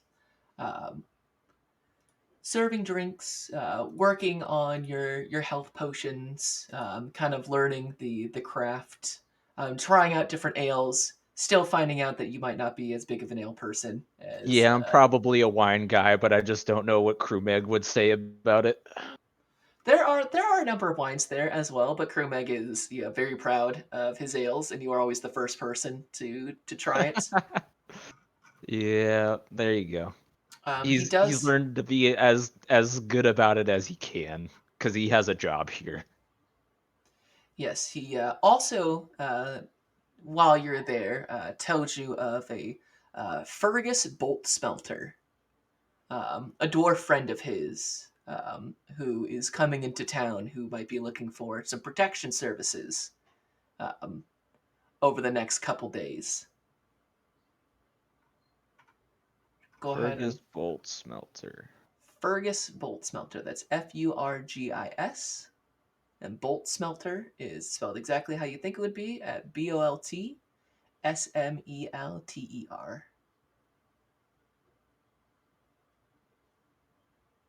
Gotcha. I have taken note of that. So, gotcha. Then I believe 18 was the next roll, so we'll go over to you, Jove. Yeah, during downtime days, really there's three things that Jove would be checking on. First would be, I believe it was maybe 2 days ago, he had sent a letter to his gaffer in Featherdale. And so he would just be making checks at the post office or whatever to see if he's got any incoming mail. Second would be to really just be hanging out at the Ox Pit. He did ask Freddie about his egg and if he would get any information from him. He's not going to like deke Freddie out for that, but is open to having that conversation during the downtime days. And then lastly, he does want to go to the shrine of Malar. Yes, the And Beast Lord. yes, as Yavendel had instructed him if he was interested in finding out more about the Emerald Enclave. Excellent. Hold on. Everybody pause 1 second. I need to find out what the fuck is making that noise.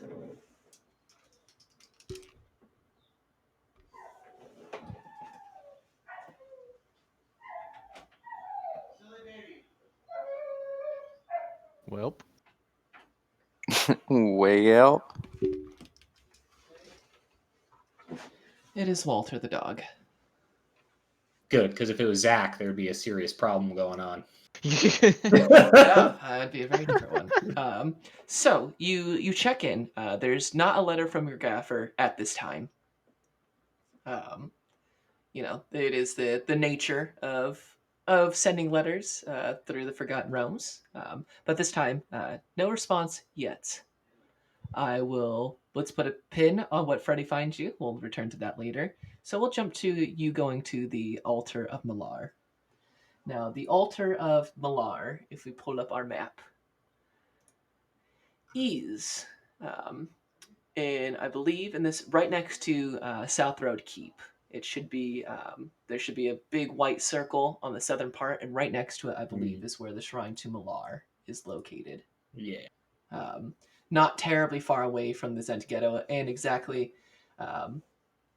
where it stops being the city of Mulmaster and starts becoming the kind of the outland surrounding Mulmaster.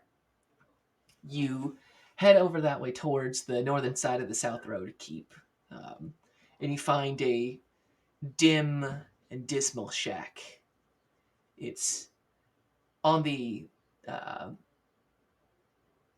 as you kind of approach it, it's a noisome and fly-ridden place.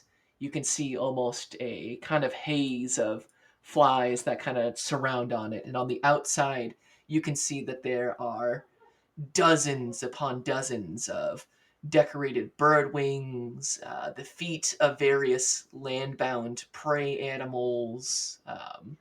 You can see kind of into the shack, and there are just trophies on top of trophies that have been left in there or nailed into walls. It is just the culmination of hundreds of hunts all being deposited here. Jove, go ahead and roll me a religion check for Malar. Gotcha.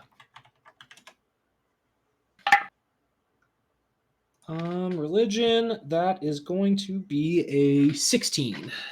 A 16, you know that Malar is a deity of the hunt, known as the Beast Lord or the Black-Blooded One. He is typically not a pleasant god, very much a hunter that some barbarians, druids, and rangers would give offerings or prayers to, especially if they are going to hunt large beasts and the like. And you are aware of the symbol of Malar, which is called the Claw of Malar. And I believe Yavindel had made mention of like searching for the tree that fruits in the winter or Yes. something along those lines. Looking around, you do see such a tree. It has brown bark on it, and while it does not have any leaves, you can see that there are these kind of almost rocky fruit that are there, even though it's still, the cold winter of Mulemaster. Jove will approach the tree. Before he picks a fruit, he's going to look for that claw symbol anywhere, either naturally occurring in the bark, or looks like it's been like scratched into or anything like that. While you do see the symbol of Malar on the shrine that's been carved into kind of the back wall of it, looking into it, there aren't any like shut doors on it. It's really is just like a shack that you can walk in and out of. Looking at this tree, you don't see any symbols of Malar on the tree itself. So Jove will, if he can reach, if not, he'll use the back end of his spear to kind of shake the tree to jostle loose one of these fruits and touch it and kind of inspect it more closely. It's very dense.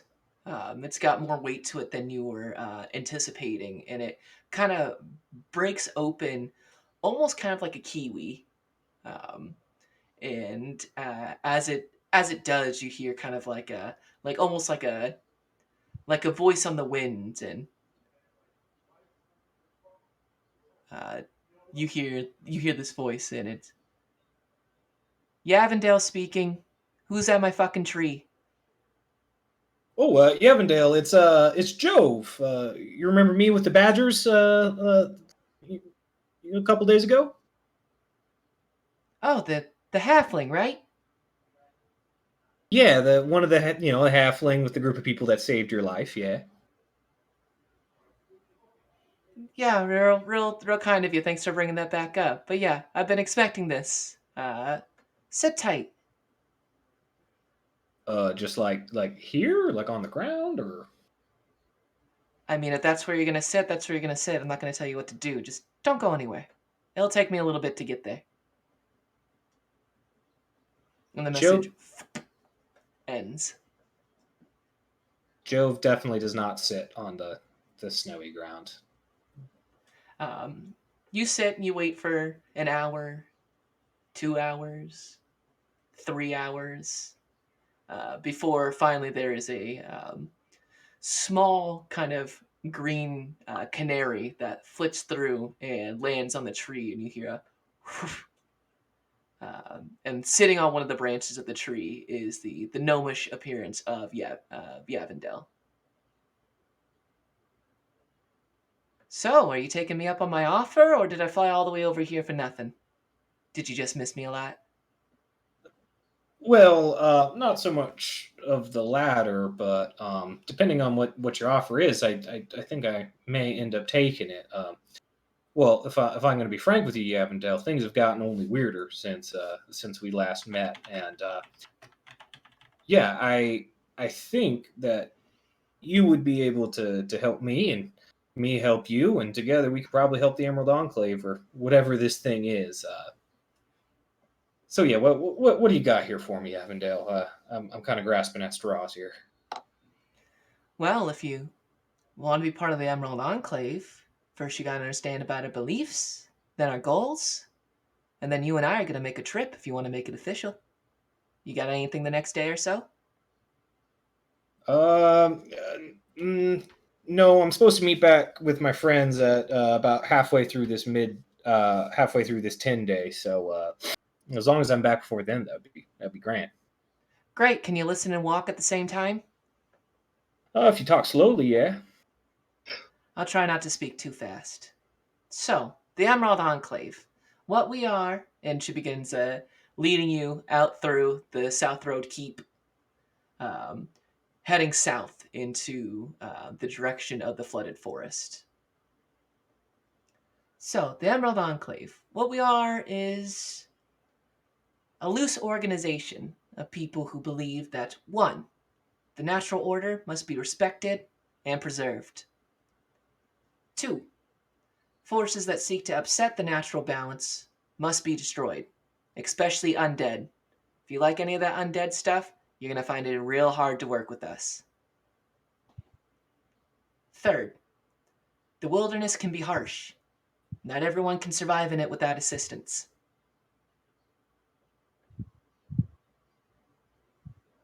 So you kind of think of us as a loosely put together pack of sorts.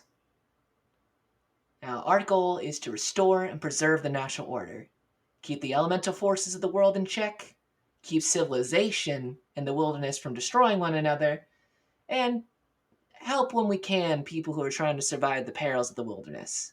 You keeping up with me so far, Jove? Yeah, I think so. I just don't really get, where you're getting your marching orders from, I guess. Well, we do have a loose kind of hierarchy. So, at the bottom would be somebody like you. And as you spend more time with us, you gain more ranks. The higher rank, the more part of it that you are, so on and so forth. I mean, we might be out in the wilderness, but we still have some semblance. So you'd be like what we call a spring warden. And then as you do more work for the Emerald Enclave, as you grow in power, so does your rank, so on and so forth. So there's Spring Warden, Summer Strider, Autumn Reaver, Winter Stalker, and then of course the top rank, which is Master of the Wild. Now, I've only ever met one Master of the Wild. It's this wood elf. They just call him Elder. Well, we haven't really heard from him since everything in Flan. Do you know what's going on in Flan, Jove? Well, yeah, I mean, I was in Flan when that dragon descended upon it, so yeah, I'm familiar. And how well do you know the Quivering Forest? That's a great question. Would that have been in my travel routes, Doms? Avoid the Quivering Forest at all costs. Well, pretty much There's the only thing that I've heard about the Quivering Forest is to avoid it at all costs. So no, not particularly familiar. That's good advice. Now, sometimes in the Underdark Enclave, like us in Mulmaster, we're trying to keep the city out of the woods. As you can see as you're walking through, and it's just, there's nothing outside Mulmaster. It's just, flat, rocky plains. Like, there's no good forest or anything surrounding. You can see mountains, but there's really just the nature outside of Mulmaster just has been decimated with wagon trails and carts and different people setting up camps. Like, nothing grows out here. It's just kind of rocky and barren all the way around. So in Mulmaster, we have to try to keep Mulmaster away from the forests. You let them spread out too much and they'll clear an entire forest just to warm the city for a night. But in Flan, it's trying to keep the Quivering Forest outside of Flan. Does that make sense? Are you following along? Okay, I think so. Yeah, it's that whole balance of the natural order thing. Exactly. Well, when that fucking big green lizard took over Flan and upset that order, so a good number of our Enclave members, a friend of mine, Sarah Nola, Elder, a good number of them are stuck in there. I don't know the exact details of it, but ever since that green lizard took over, we're missing a good chunk of our people from there.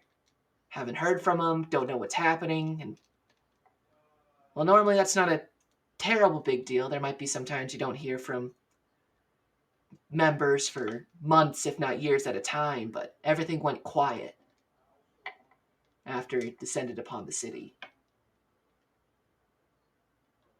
But I'm sure you know what that was like. Yeah, I got first row experience to all that. So, the rest of us, while we're us and everybody else in the Moon Seas trying to figure out what to do with that, need to make sure that we're still staying strong even out here at Molemaster. Now, we've only really got 2 good spots stuck in Molemaster. The rest of it, well, you got to journey outside of it, which is where we're heading. Yeah, where are we heading exactly? We're heading to a spot only for Emerald Enclave. If you want to join, well, then we got to make sure that you've got all the right stuff. And she continues to lead you farther and farther south. You continue to travel until the plain becomes heavily wooded, marshy. The river Liss that flows down into the Sea of Stars is kind of a really wide, but in many places kind of shallow river with lots of plant life that grows up through, breaking the surface in some places. And she begins to lead you south into what you know is the area called the Flooded Forest, where the river Liss eats into kind of the earth, into this forest. Think very much like an Avatar, the big forest in season 2. Somebody help me out here if they can remember the name. I know what you're talking about. I don't remember. Exactly. Something very much like that. Gotcha. Go ahead and roll me a survival check.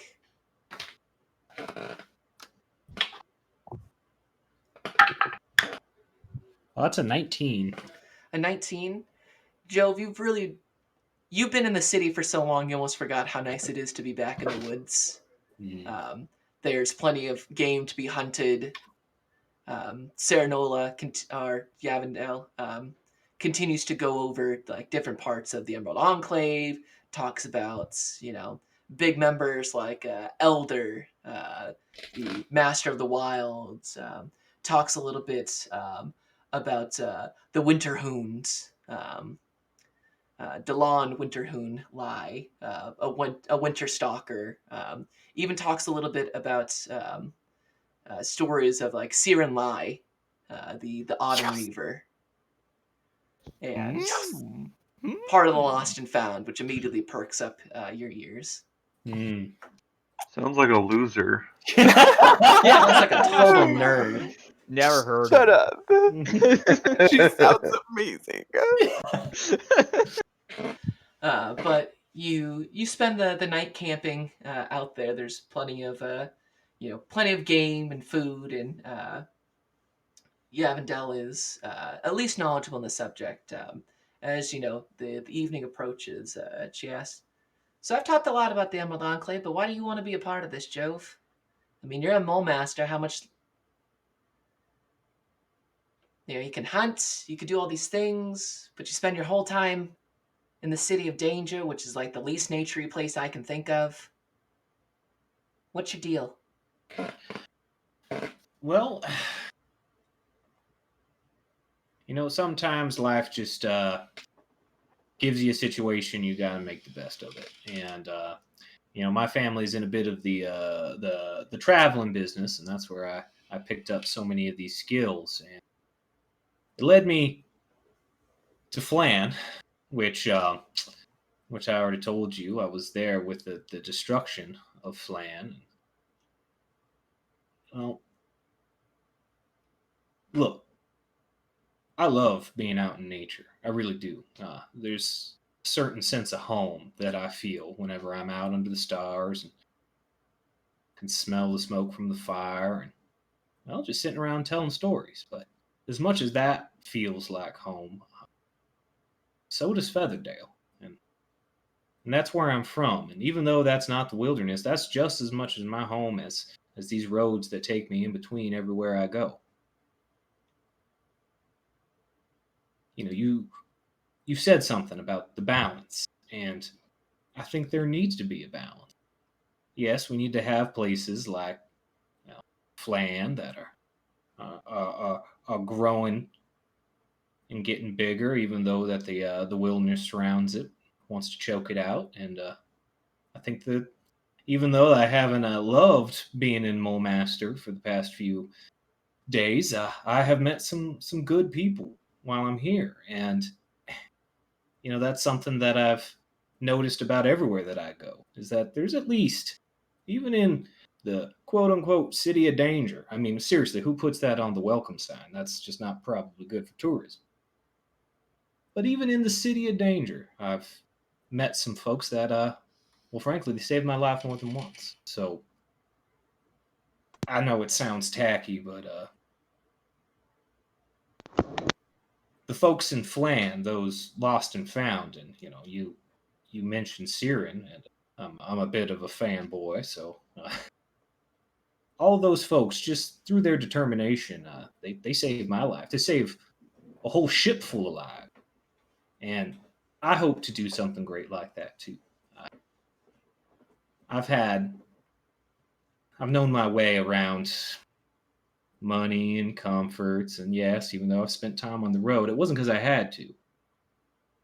I have no interest in counting beans for the rest of my life and running my dad's business. I want to do something that's worth something. Do you know what I mean? I think I get where you're coming from. What do you think, Burl? Do you think that that he's got the stuff?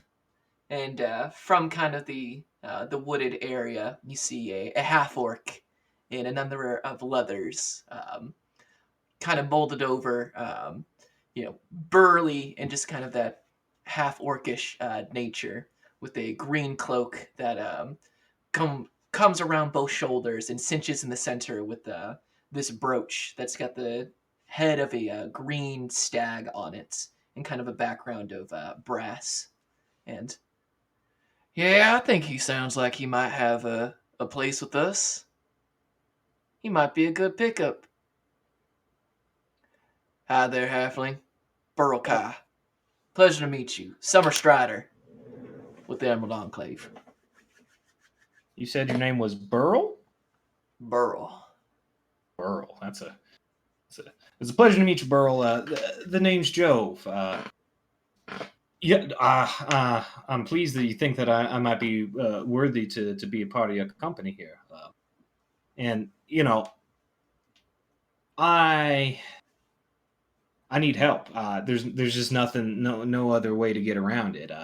Something's happened to me in this last week, and I'm able to do things that I could not do before. And I know that this isn't typically something that is completely strange to folks. There are those who find out that they can shoot fire out of their hands for no apparent reason. Um, luckily, I'm not dealing with flames at my fingertips, but I found a dragon. Well, I was given a dragon egg, and during this whole time, he's going to be reaching out to his pack, and he's going to break out the dragon egg and says, "Look, and if you're going to make fun of me, just go ahead and overdo it. I'm used to it by now, but so I had this cat back in Featherdale. Her name was Gwendolyn, and she was the most pretty kitty. I loved snuggling with her, but every so often she'd smell a rat, and the hairs on the back of her head would lay low against the nape of her neck. And she would get down in this this stance and stalk her prey. And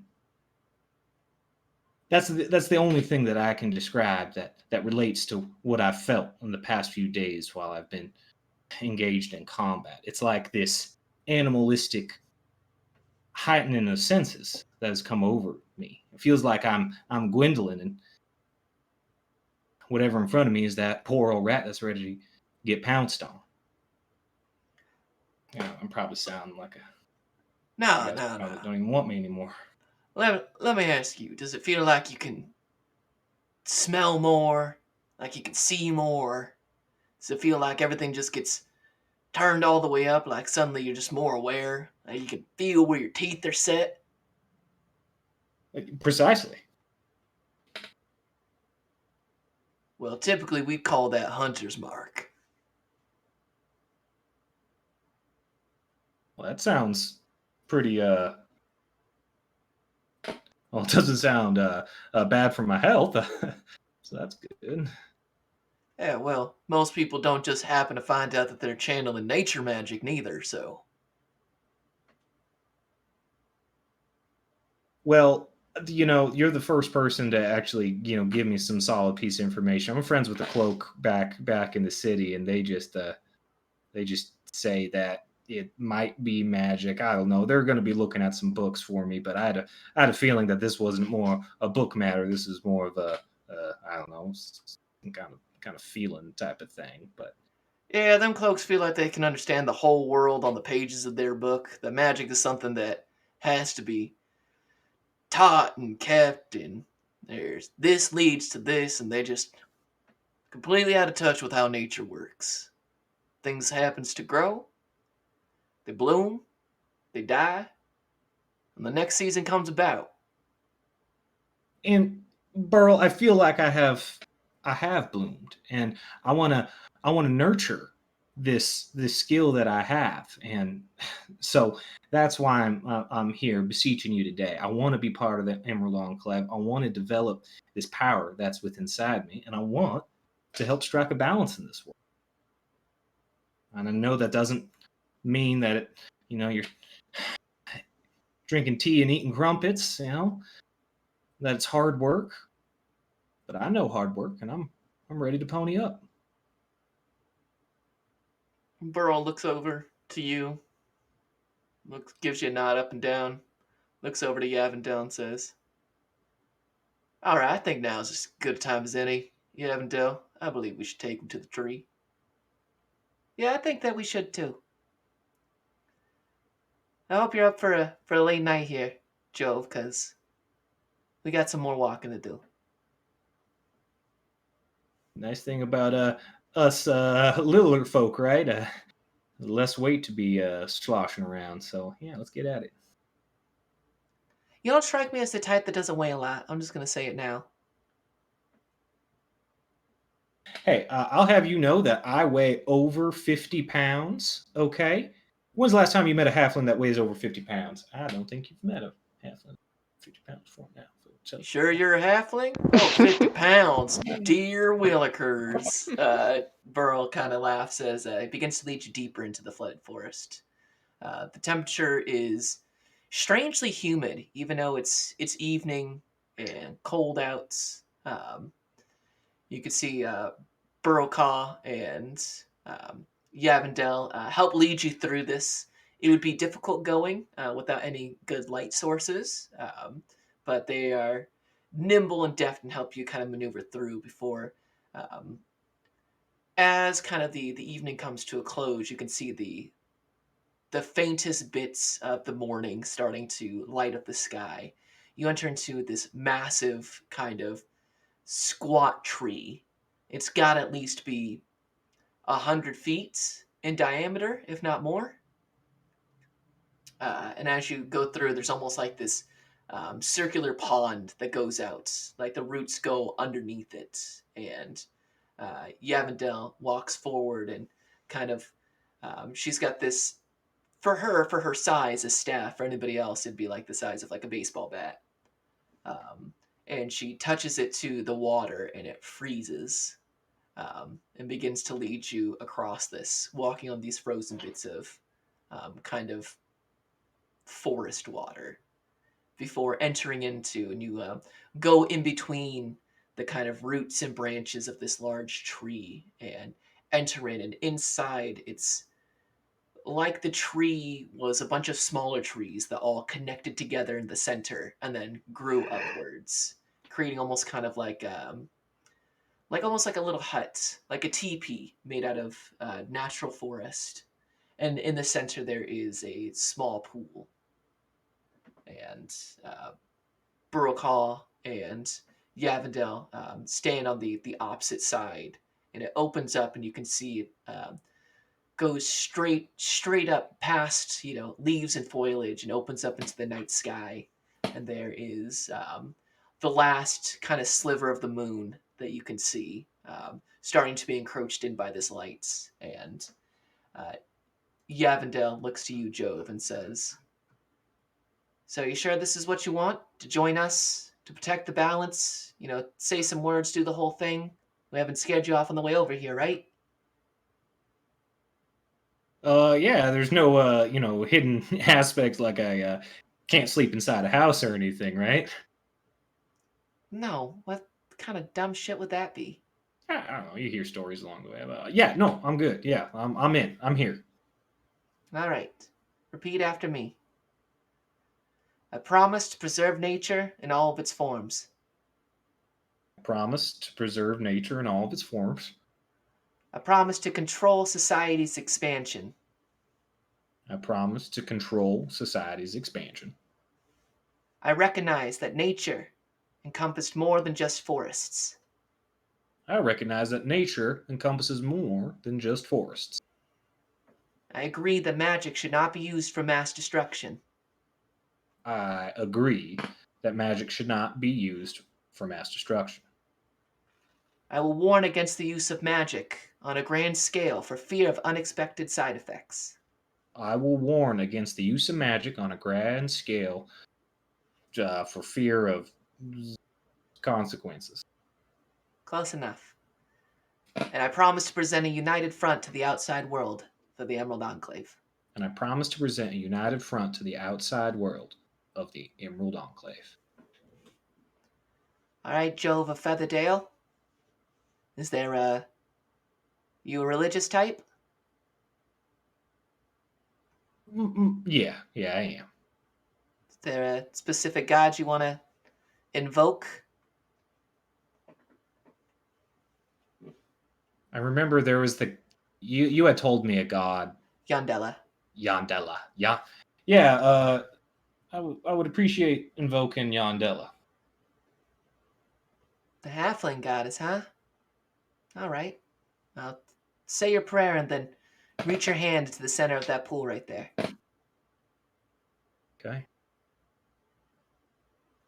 Yandela, I know it's been a little bit, but I invoke you, and I beseech you to hold me and witness my oath as I swear this bond to the Emerald Enclave. We'll put his hand in the water. You reach your hand in there and you feel this this root, and you wrap your hands around it, and it wraps itself around your hand. And as you pull back, you feel this warm wind just kind of gently blow through. And as you pull your hand out, the sun comes in its fullness and lights up, and you can see well for the first time just the beauty that is this spot. Just perfectly built to house what is happening here, but natural all at the same time. The frost of the water and the coldness of it seems to almost leave. And as you pull your hand back, you can see that wrapped around this root, around your hand, there is a brooch that has the symbol of the Emerald Enclave attached to it. And you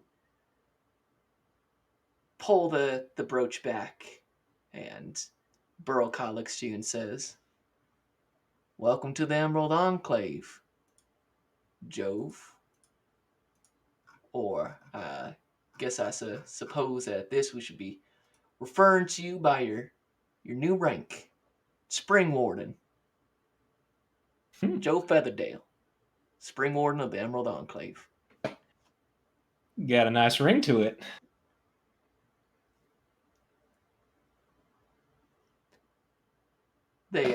Burl-Ka goes over and claps you on the back. Yavendale smiles to you and takes your hand and welcomes you. Over the course of the next day, they teach you. Burl-Ka kind of goes over the basics of nature magic, the channeling of natural energies out here. Shows you how to really call forth that hunter's mark, not out of instinct, but out of a certified effort. How to tap into that feeling. Yavendale teaches you that the root that goes around your hand can be planted in what's called a sending tree. And so what you can do is find a place, whether in Mulmaster or outside of it, to Jove's particular nature. And wherever you plant that, a tree, much like hers, will bloom, which is how you can send a message through the tree, much like you experienced outside the shack of Malar, if you ever need to get in contact. And just to be abundantly clear, the brooch is separate from the root? The brooch is separate from the root. Gotcha. Cool. I'm so proud. You spend that time learning some Burl-Ka, a ranger in and of himself, kind of teaches you the ropes of calling on that hunter's mark. They both seem unaware of or at least are not knowledgeable of the kind of script that's on your egg. But they don't give you, they both clearly agree that it is magical in nature. And for the first time, somebody 100% believes you. They liken it, they figure it's something similar to like the staves that they carry. You can see Burl-Ka's got kind of a thick wooden, it almost looks like a young tree more than anything else. It almost still looks alive as he carries it. Yeah, and for Jove, the psychic weight of carrying around the idea that maybe he is wrong and is crazy for all of these years kind of melts away. And just to have that feeling that somebody else not only believes in him, but is affirming and wanting to help him on this journey is just, he's doing his best not to act like a giddy schoolgirl. Excellent. And after a day or two, you begin to head back into Mulmaster. We will pan on over to, I believe it was Jasper. With 11. Jasper, you, after your night with Rory and you go back, you return back to your abode, slip in through the chimney, and return back to your room. It's quiet, it's dark, and you hear a voice. The fuck are you wearing? Okay, so funny story. You know how, the trying to mask, obviously. I actually went inside it. I know it's creepy as hell, but I thought I'd give it a shot. And when I went inside, it like all the lights got blown out by a wind out of nowhere, and I heard like a voice from the mirror. I want to just say it was just like some servant of Mask, just like doing like a bit of drama or whatever, but they gave me this, and and it feels different. I don't know. I mean, let me see it. Like, how different can it be? It's a fucking mask. Let me see it. Give it here. She does. And Kirk takes the mask and it's like, it's just a, oh, look at me, and puts it on. And as he puts it on, it is no longer the face of Kirk. It is your face. Look at me, I'm Lapis. Go Oh, out into the whoa, bath. that's, look at my fucking mirror. Listen, don't get bent out of shape because you got a goofy. What the fuck? What happened to my face? What happened to my face? What happened to my face? What do you fucking do? I told you it's different. Look, it did that to you. That's fucking wild, isn't What it? the fuck, Lapis? Didn't know it could do that. Did you touch it weird? No, I just put it on. Did I look like you? Do I sound like you? And the answer is yes. Exactly like you. Oh, that is bizarre. Don't do that. Why? I thought you was a Talos person. Yeah, I thought I was too. I still am. It's just this. I don't know. This feels like more like what I was doing. Like going out and pretending to be someone else. And I mean, don't get me wrong. I still want to deliver Talos's revenge to all the people in this city who deserve it. But can't it be both? Like, I don't know. Do you know how Mask and fucking Talos feel about each other? Fuck if I know what that means. Alright, you know what? I don't do anything outside of the fucking, dog Sahanine, all that good shit. Alright, nobody's asking Yeah, how Lowell feels about everybody else. that's Kind of true. already, in a shit spot. Ellis Tree doesn't play nice along with everybody else and vice versa. Yeah. Well, it's just it'll be fine. I think. Well, I fucking hope so. Anyway, 'Cause another plus side is that I got this dazzling pair of gloves that I can't wait to wear. The person I was working with accompanied me, which was the whole reason I went, and he came out with this. Look at these. I'm so happy that your foray into the night led you to these nice gloves. You have no appreciation for the finer things. Yep. You know me so well. Well, alright, get your shit together because in the morning you have to go to breakfast this time.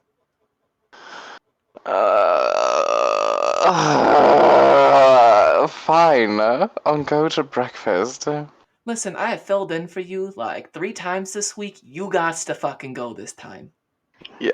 No, it's probably it's getting weird.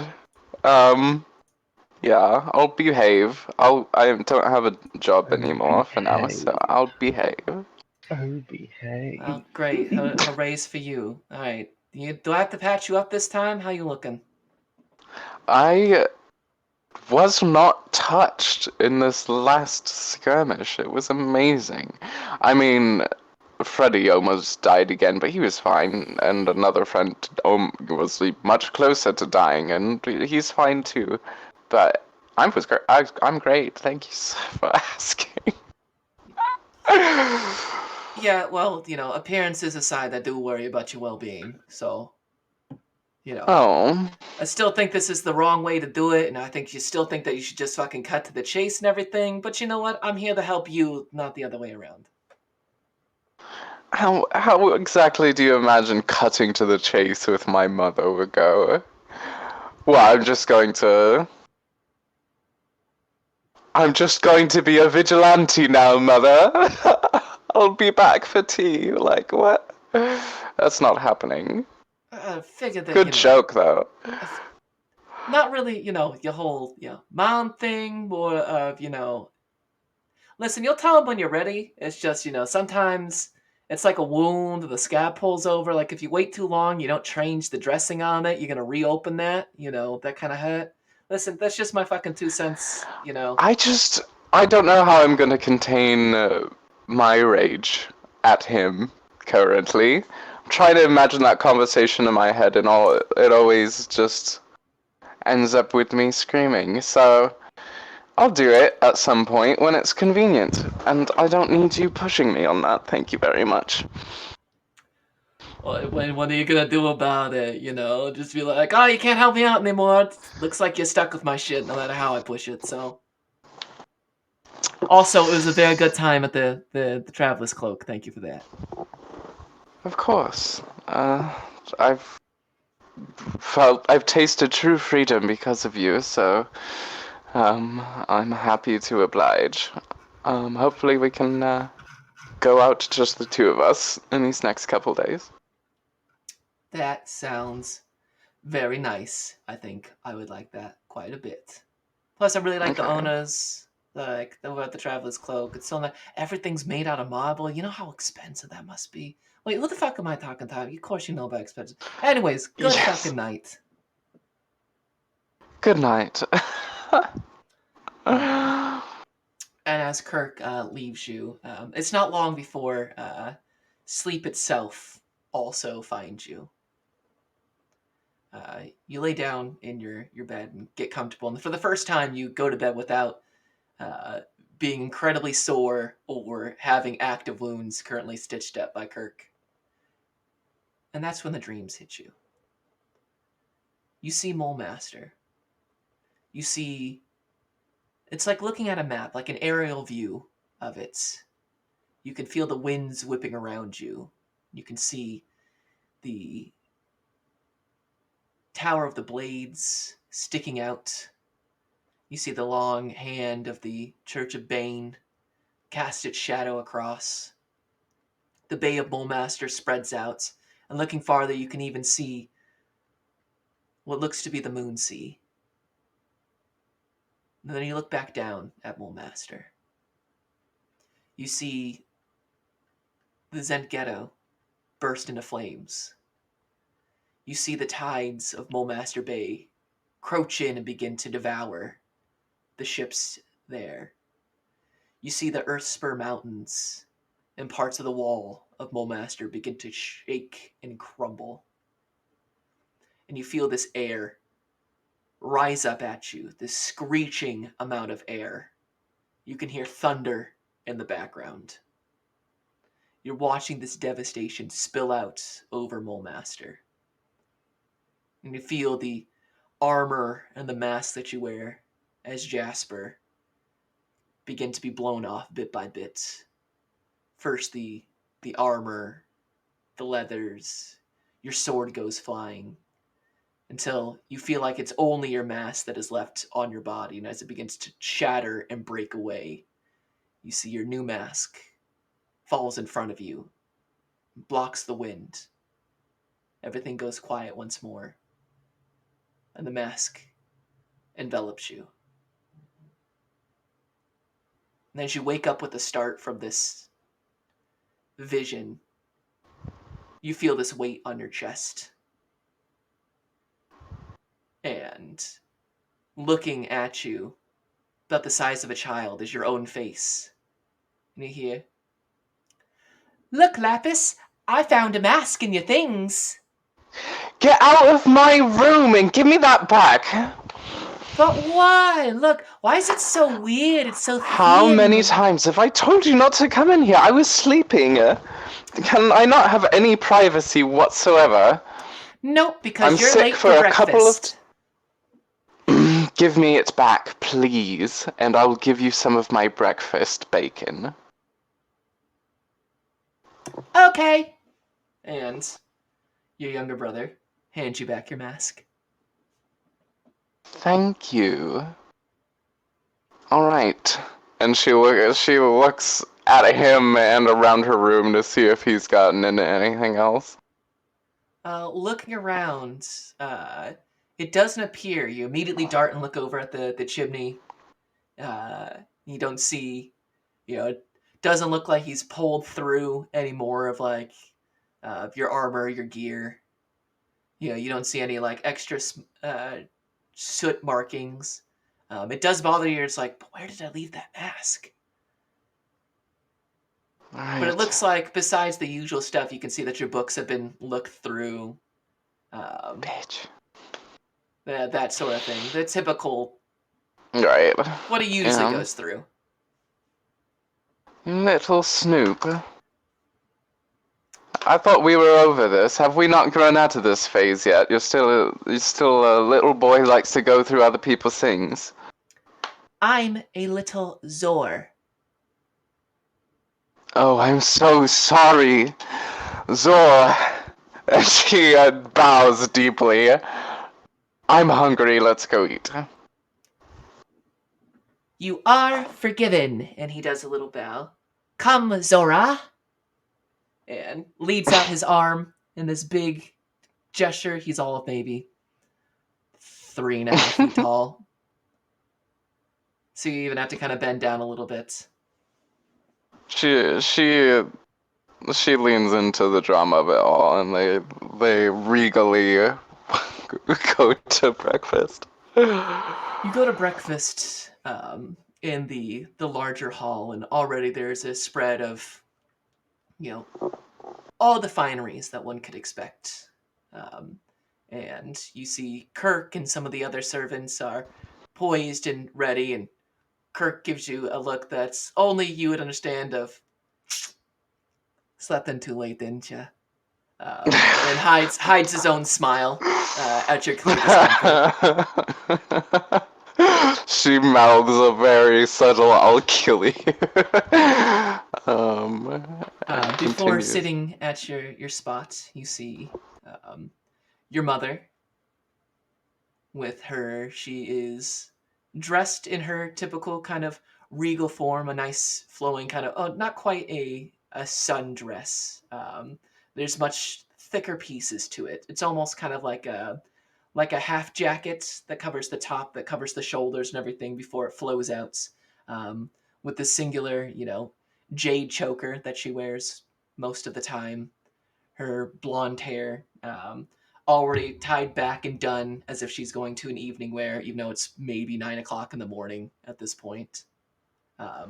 Like a full evening ball is about to happen at any moment, and she's got to be prepared for it.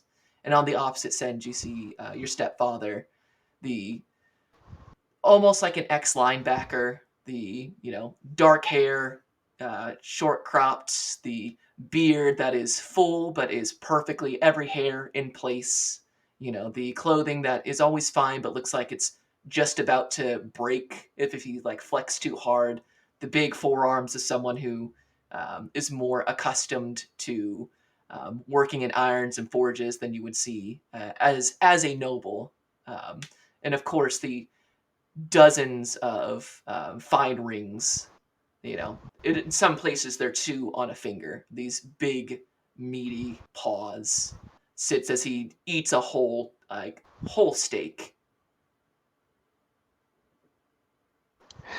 So you finally decided to get up, have you?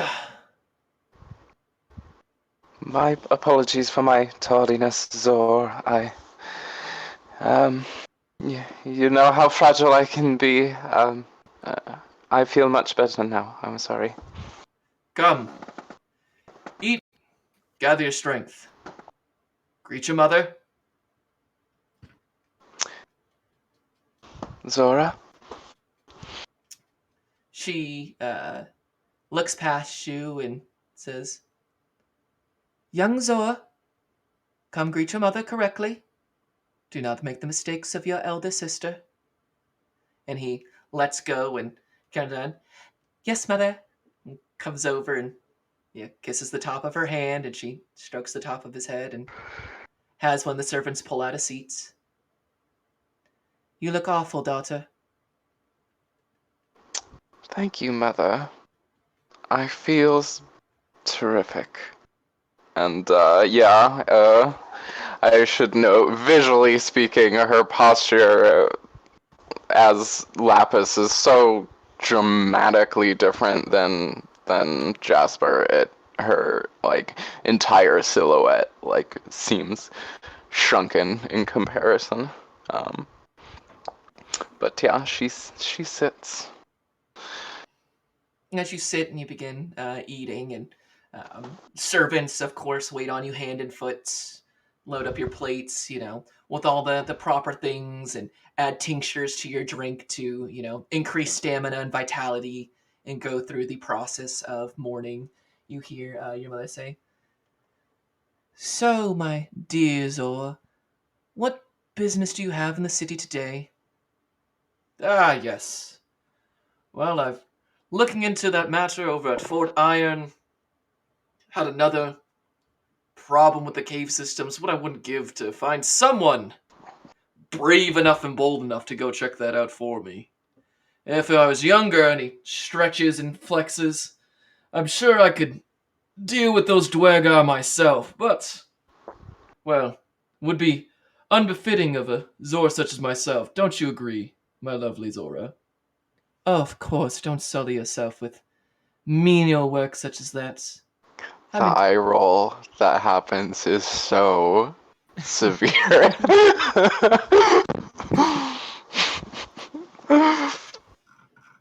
what would you Just even pay someone to deal with that? It's what's a lot of money for brigands? 100 gold? 200 gold? Oh, my dear, I'm sure we could get away with much less.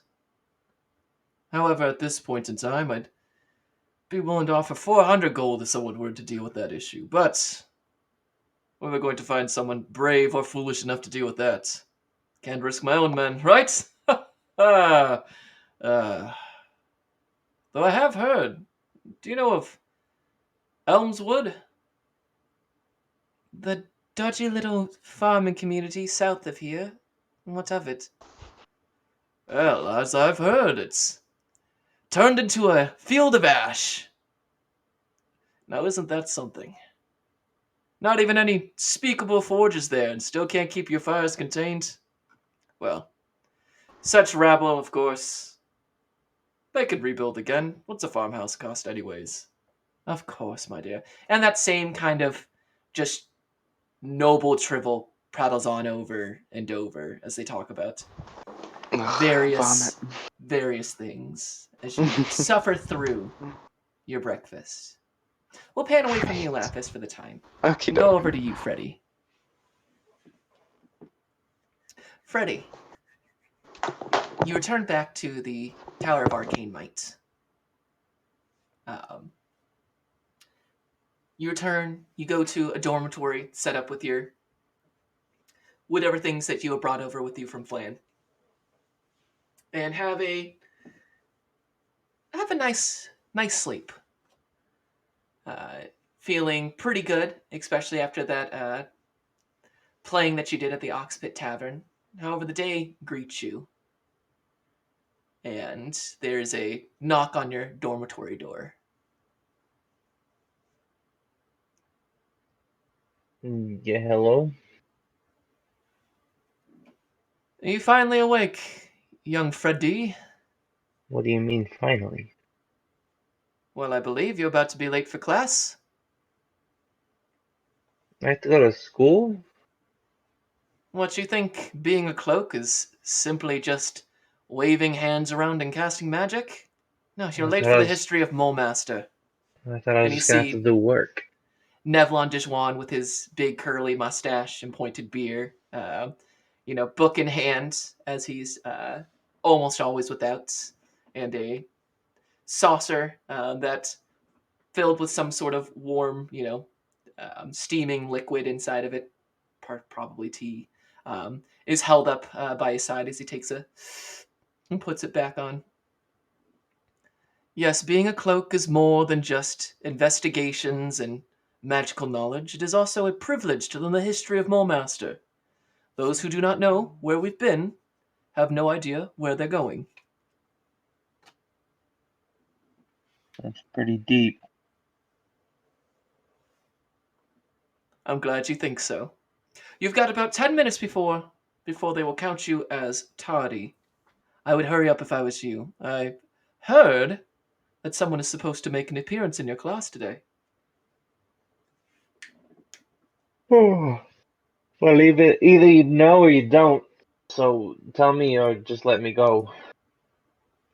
Oh, and ruin the surprise, Freddy? I think And that's what I not. thought. And I'll just walk past him. And Nevlon smiles before heading down the opposite way from your dormitory. You enter into what we'd see very much like a college room. It's got the kind of raised seating on it that goes up kind of theater style. Looking around, most of the room is packed. There is kind of an empty seat next to a younger human male. He's got brown hair. Um, it looks like it's grown a little longer at this point. He looks a little more disheveled than most of your regular peers, but it is the open seat available. He kind of waves over to you. Good morning, good afternoon. I don't even fucking know. Well, yeah, it's good morning. Um, Hi. I don't think we've met before. No, I'm Freddy. Hi, Freddie. I'm Allison. Allison Behringer. Ah! Allison Danger? Allison Behringer, but Oh, careful. I could be Behringer. dangerous. Okay. Do you know, I was told that there's a special person showing up, and you seem like the kind of dog that would know ahead of time who's showing up. You think I'm a dork? Thanks. Had Yeah, somebody tell me that's a big compliment once upon a time. okay. Who is it? Do you know? I honestly, I was hoping that you were gonna know. I've seen you around. The guy with the big mustache, right? Yeah, It's not you me. guys are I'm assuming friends. you mean Dijon? Yeah, he's got he's the real curly, and he's always got that like floating little like cup of tea around with him all the time. Okay, yeah. I know him. We're acquaintances. I've done some work for him. He's helped me out a bit, so Oh, well, I figured he's one of the senior cloaks, so I thought he might be kind of like a big deal around here that you'd know stuff, and oh no, he I was don't. just like, "Oh, to spoil a surprise for you." Yes, fucking That's pretty good. Sorry, I don't know a lot of people here. you're And a dork. looks around. Well, yeah, I'm a dork, but I'm a dork from Flan. Before this, there's a lot of stuff before this. I don't know. You don't. What? Well, Sorry, it's I'm probably talking I too guess much, it's huh? nice to meet you, dork from Flan. I'm a not so much dork and kinda from Flan. Oh, really? Kinda take it Uh, down a notch. well, and he tones it down a notch. Well, I mean, like you either are from Flan or you're not from Flan.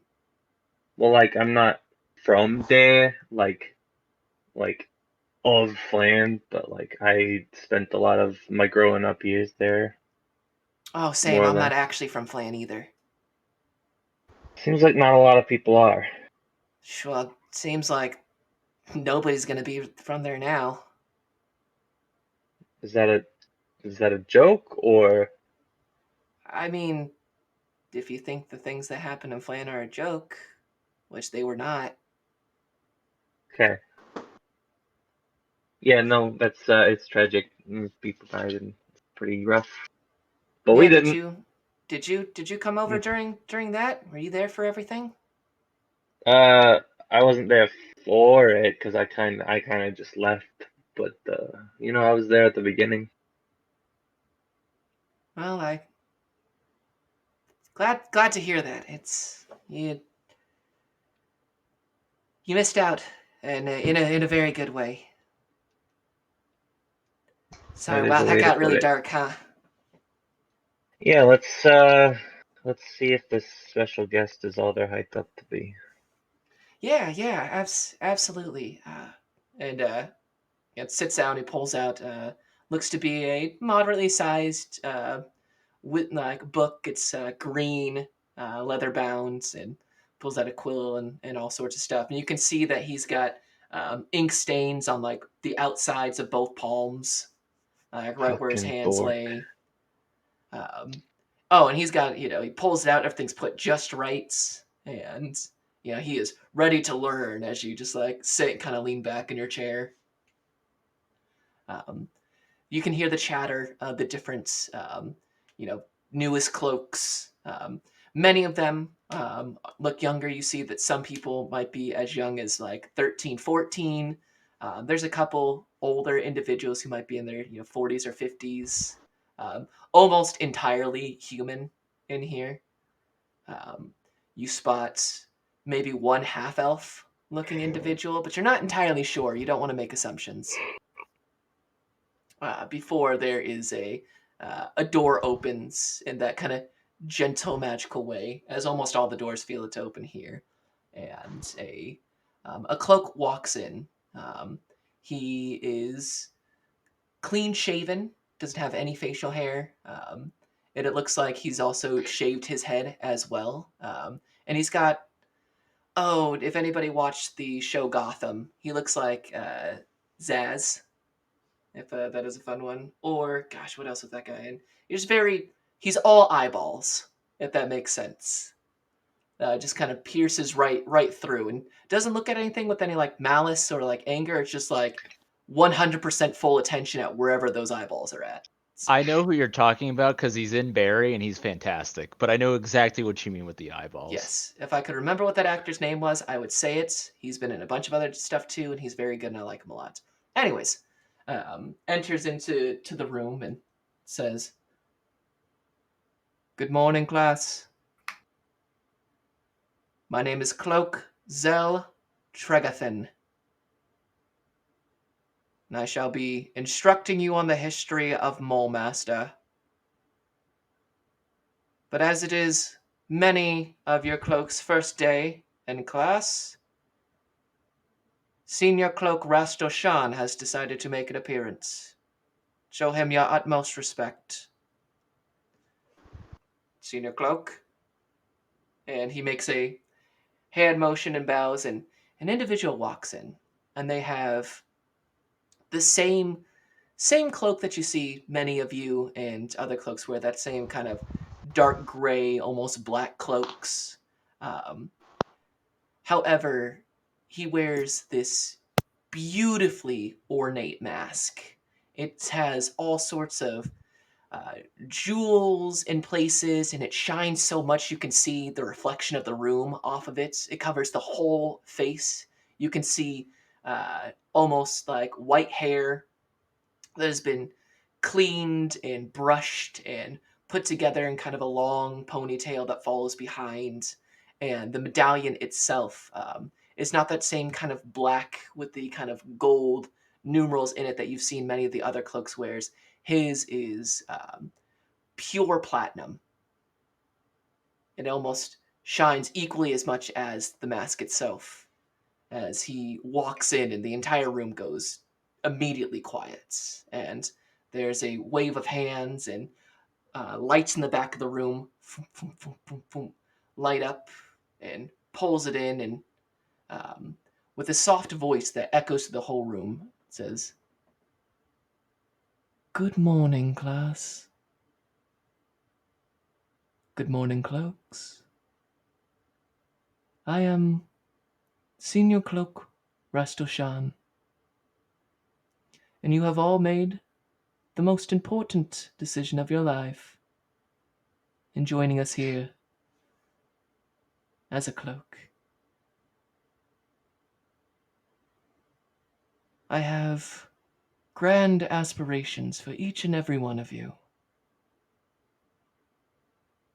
Knowledge is not for all, only those worthy enough, those hard-working enough, and those cunning enough to grasp it. Study hard, learn, as much as you possibly can. And above all else, put Mole Master first. For we, of course, aspire to raise Mole Master to the heights that even the Netherese would become jealous of.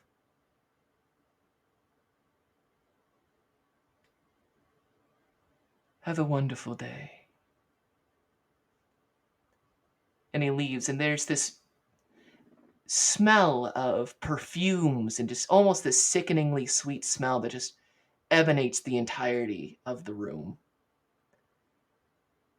You can see that some of your fellow cloaks have gone almost completely pale. Some immediately, as soon as he leaves the room, begin chattering to themselves as the door closes behind. And you see ever so briefly, Freddy, the bone white skin color of the back of this individual's ear, frighteningly pale as they exit the room. I hope we all feel inspired by Rastal Shan. Do we not, class? Cloak Zell speaks. Allison leans in over to you, Freddy, and says, "So that's the Rastal Shan. What do you think?" I think that he just kind of said a bunch of words at us. I get this feeling that you don't even know who that is. Sure, I do. That's Rastashana.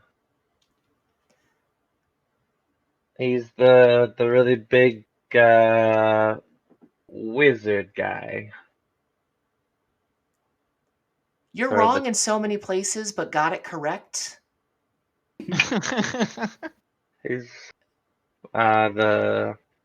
the big ol' cloak, the one that all the cloaks wanna cloak.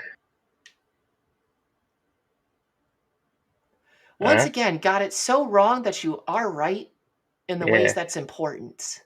Yep. That's how you do it. You gotta know what to. It's all about what you don't say, really. Hold But on, and he opens up and he writes down, "It's all about what you don't say." who's this Rastashana? Rastafarian Rastal Shan is the head Rascal cloak. Shan. There's not Head a more cloak. powerful spellcaster in all of Mole Master. Well, I mean, He there's not leads. that many spellcasters in Master, but go on. Listen, I've heard stories that he can cast, and looks both ways, 7th level magic. Like stuff that you read only about in stories, like stuff that they haven't talked about since the time of Troubles. Can like teleport at will and, I've heard stuff that he can change the weather and everything. Like he is.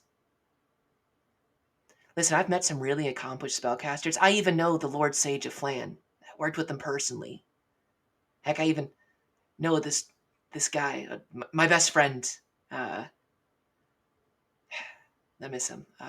But I've seen him do some crazy stuff with magic, but all of that pales to what Rastal Shan apparently can do. I've been reading it in my histories that like Rastal Shan rose up like after the take, and he starts going into like the histories of it, and you can feel yourself start to drone out as it starts going like, so back in this day, and he starts to bleed in with the instructor Zell as you sit through. Freddie, go ahead and roll me history.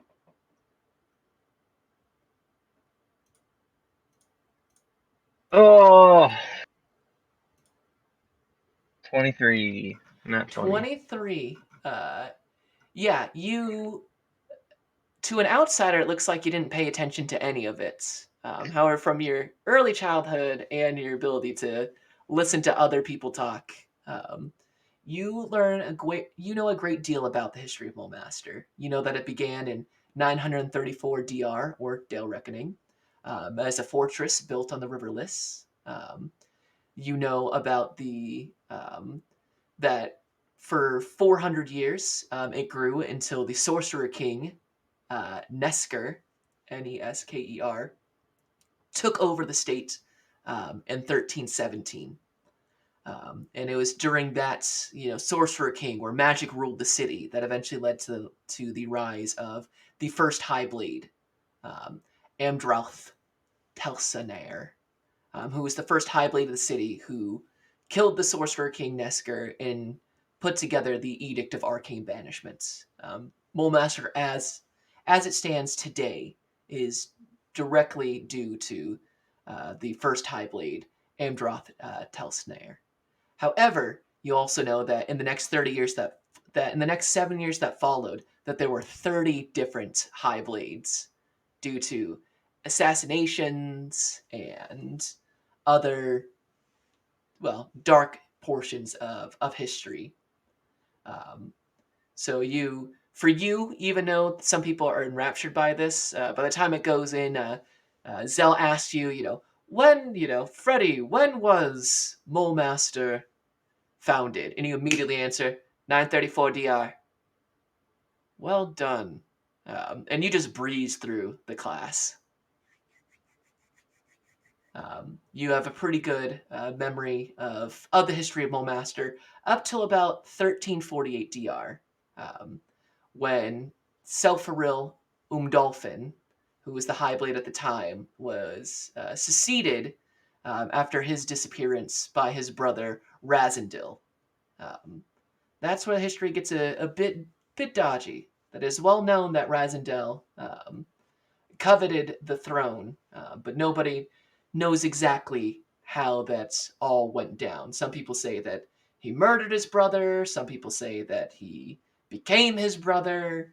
But it was during that time that the Zenitrim was allowed into the city in 1368 before the fall of Zentil Keep. So all this kind of like big history stuff. What You're year is just it now? blazing through it. Currently, it is 1489. Oh, Yes, recent. So like modern history starts in 1348. And then that's where the Red Wizards, and with that fantastic roll and your days in class, the 3 days you spend in class go by. For you, very boring. You just get it. You already know all of it. It's nothing but it's not magic and learning stuff. It's history classes for your 3 days with the cloaks this week. So, for the future, go ahead and write down that Freddy, when rolling a history check for history into Mulemaster, roll with advantage.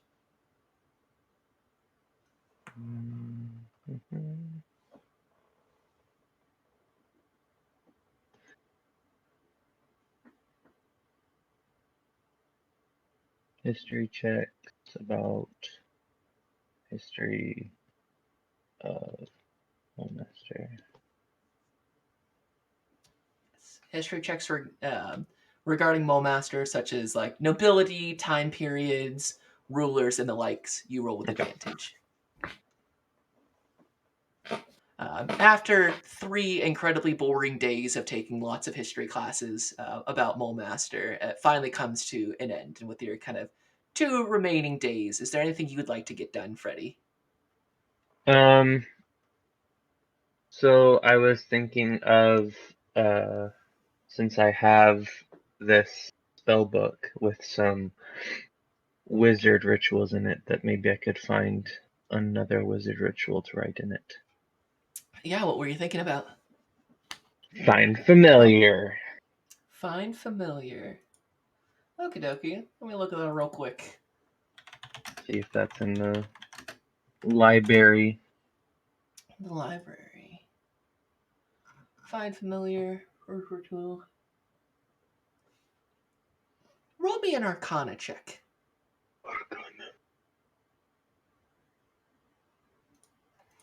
13. You do find, we'll say, with a 13, you do find the information you are looking for on your downtime days. And that's a first level spell, so you do find what you're looking for. There is going to be a cost to add into it, mostly for the fine inks. You can't just write regular ink for your spell book.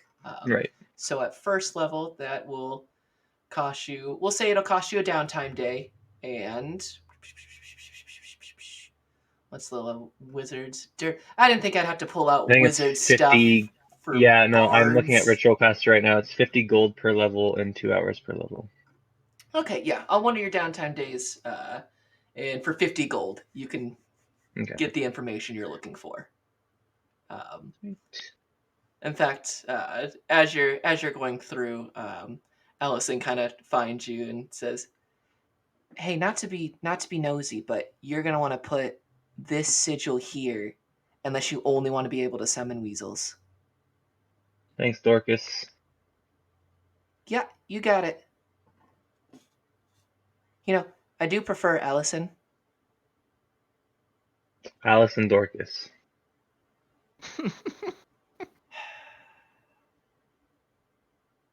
Yeah, all right, I got that's a smidge better. Clouded on my Woo. Oh man, that's fucking funny. And I think Fuck. with that, we will. Is there anything else anybody likes to do? As I'm going to probably pull the curtain on this for a close for now. Yeah, actually, just Yeah. at some point in my downtime days, could I purchase some like dark scale mail, a little bit more form fitting than the chain mail, and it's gonna be the same AC. So Yeah, planning to absolutely. do that. It Let looks me like mark it's that. 50 gold. 50 gold pieces. You got 50 gold pieces. I sure do. Jot it down. You have what you are looking for. Think. Yeah. Can I also buy a new hunting knife since my last one was destroyed by bug acid? Indeed. Oh shoot! Yeah, I need to buy another hand axe as well. So yes, we will. If there's anything to purchase, so a new hunting knife, a new hand axe. Let me look at the cost for those real quick.